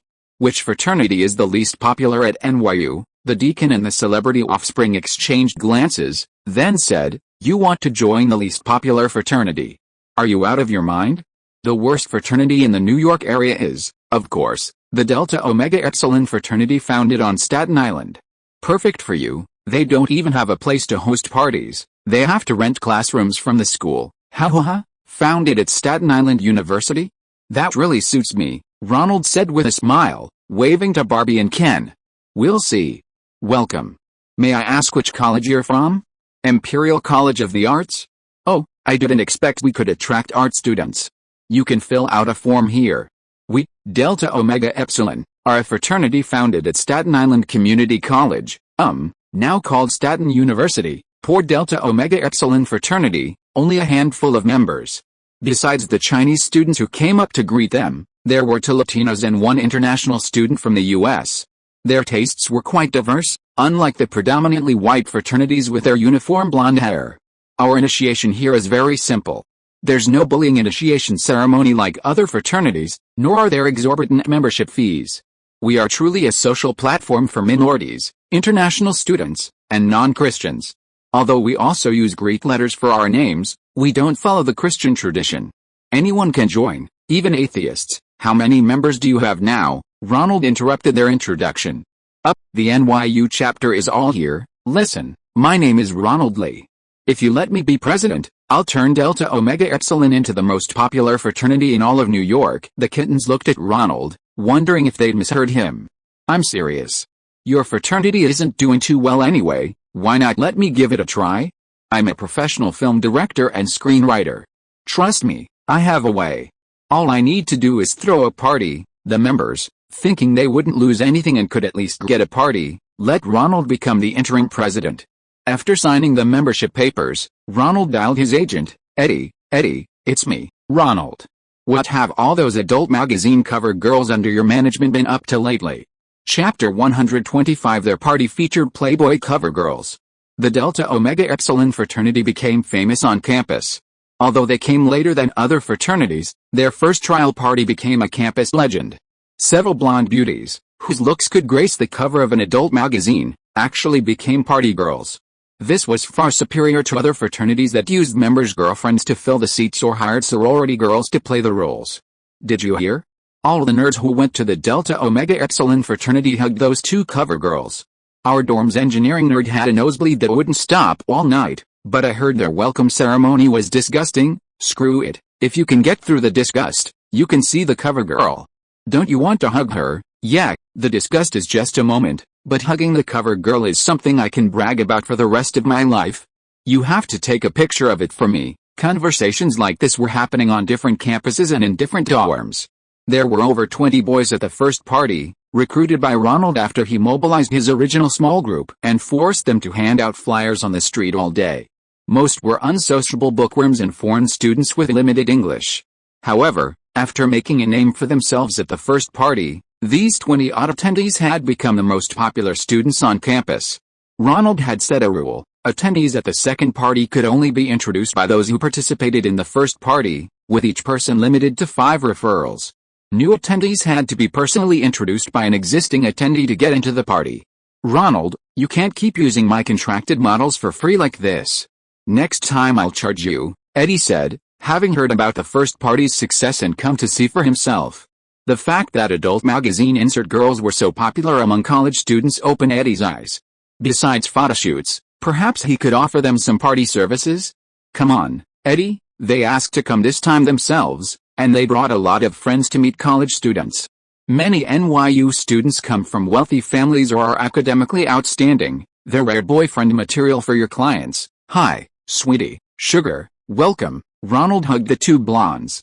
Eddie said he'd take a cut next time you come. Haha, Eddie, we're here today as friends of the Delta Omega Epsilon fraternity. You can't charge us. The beauties greeted them with giggles, then turned to introduce their friends. This is Spring. This is Sweetie. This is Angela Baby. They're all our friends. They also wanted to broaden their horizons at the college fraternity. Ronald greeted the beauties, feeling a little uneasy.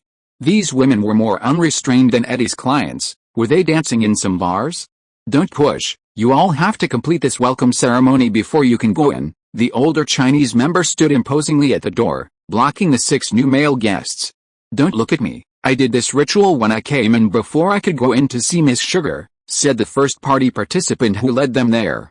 Just close your eyes and feel nauseous for a moment. It'll be quick. Okay, that's disgusting. I memorized it for ages, so please don't take pictures. Soon the first boy began the welcoming ceremony.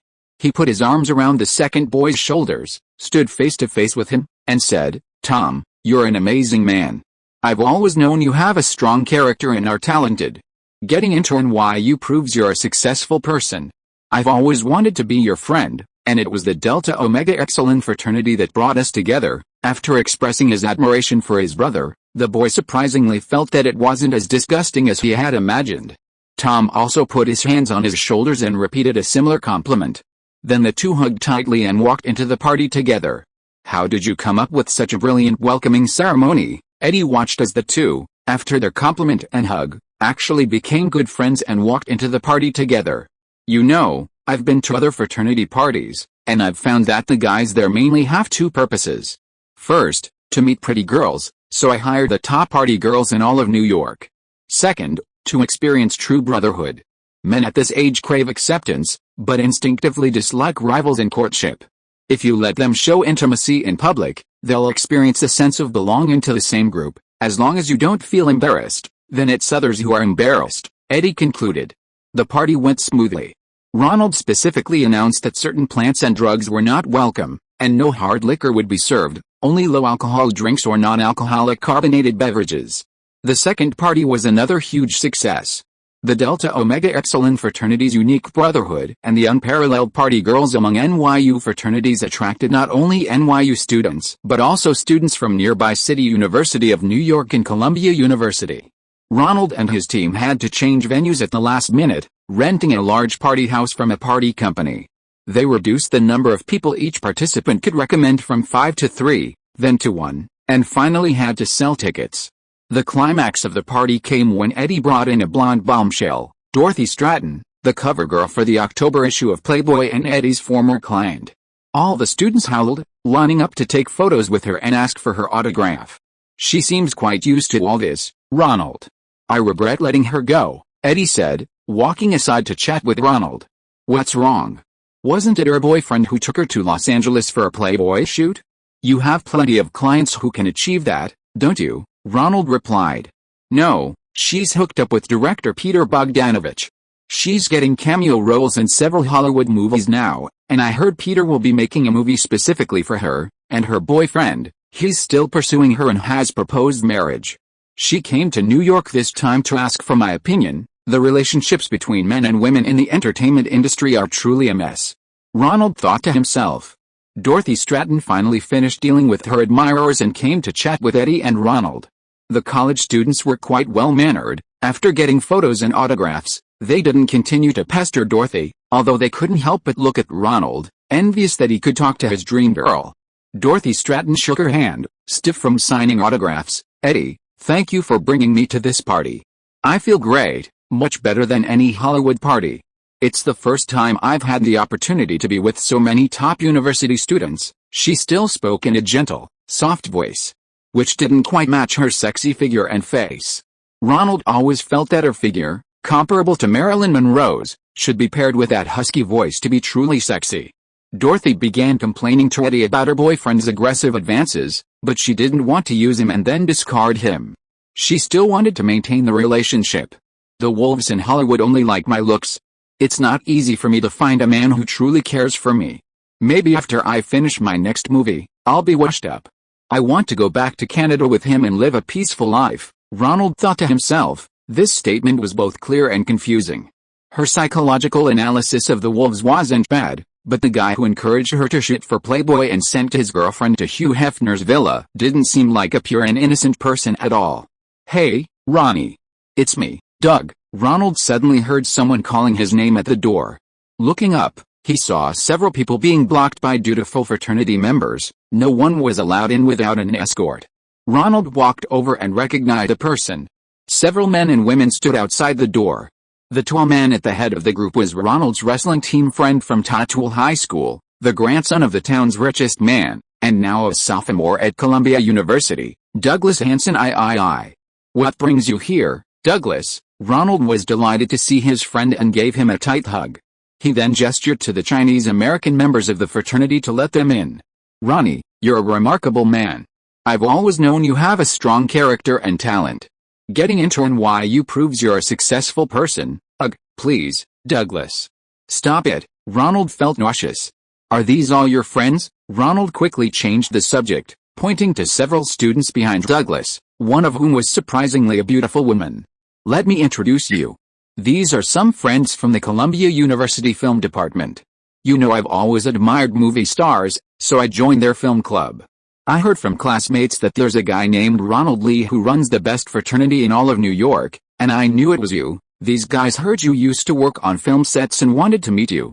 They're all raising money to shoot their graduation short films. Little Douglas leaned closer and whispered, I've also sponsored a few, just to experience being an investor. This is Walter, and this is Amir, an exchange student from Persia. Hello, hello. Ronald shook hands with each of them.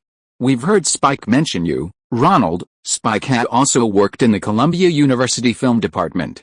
His purpose in going to school was actually to apply for film funding, not because he really needed to study. He applied for master's programs wherever there was money. I heard he didn't get funding at Columbia, and his current funding is from a black organization. Ronald knew that the biggest headache for film students was getting funding for their first film. Douglas has been good to us, sponsoring some short films, but for the feature film, we still need to find investors ourselves, the beautiful woman said. Let me introduce you, Douglas said somewhat solicitously. This is Catherine Bigelow. She's looking for investors for her first feature film. End of this chapter. Thank you so much for reading until the end. Don't forget to give it a like. Looking for more exclusive content and immediate access? Subscribe to our Patreon. Remember, every like, subscription or donation encourages us to continue. Thank you all. See you in the next video.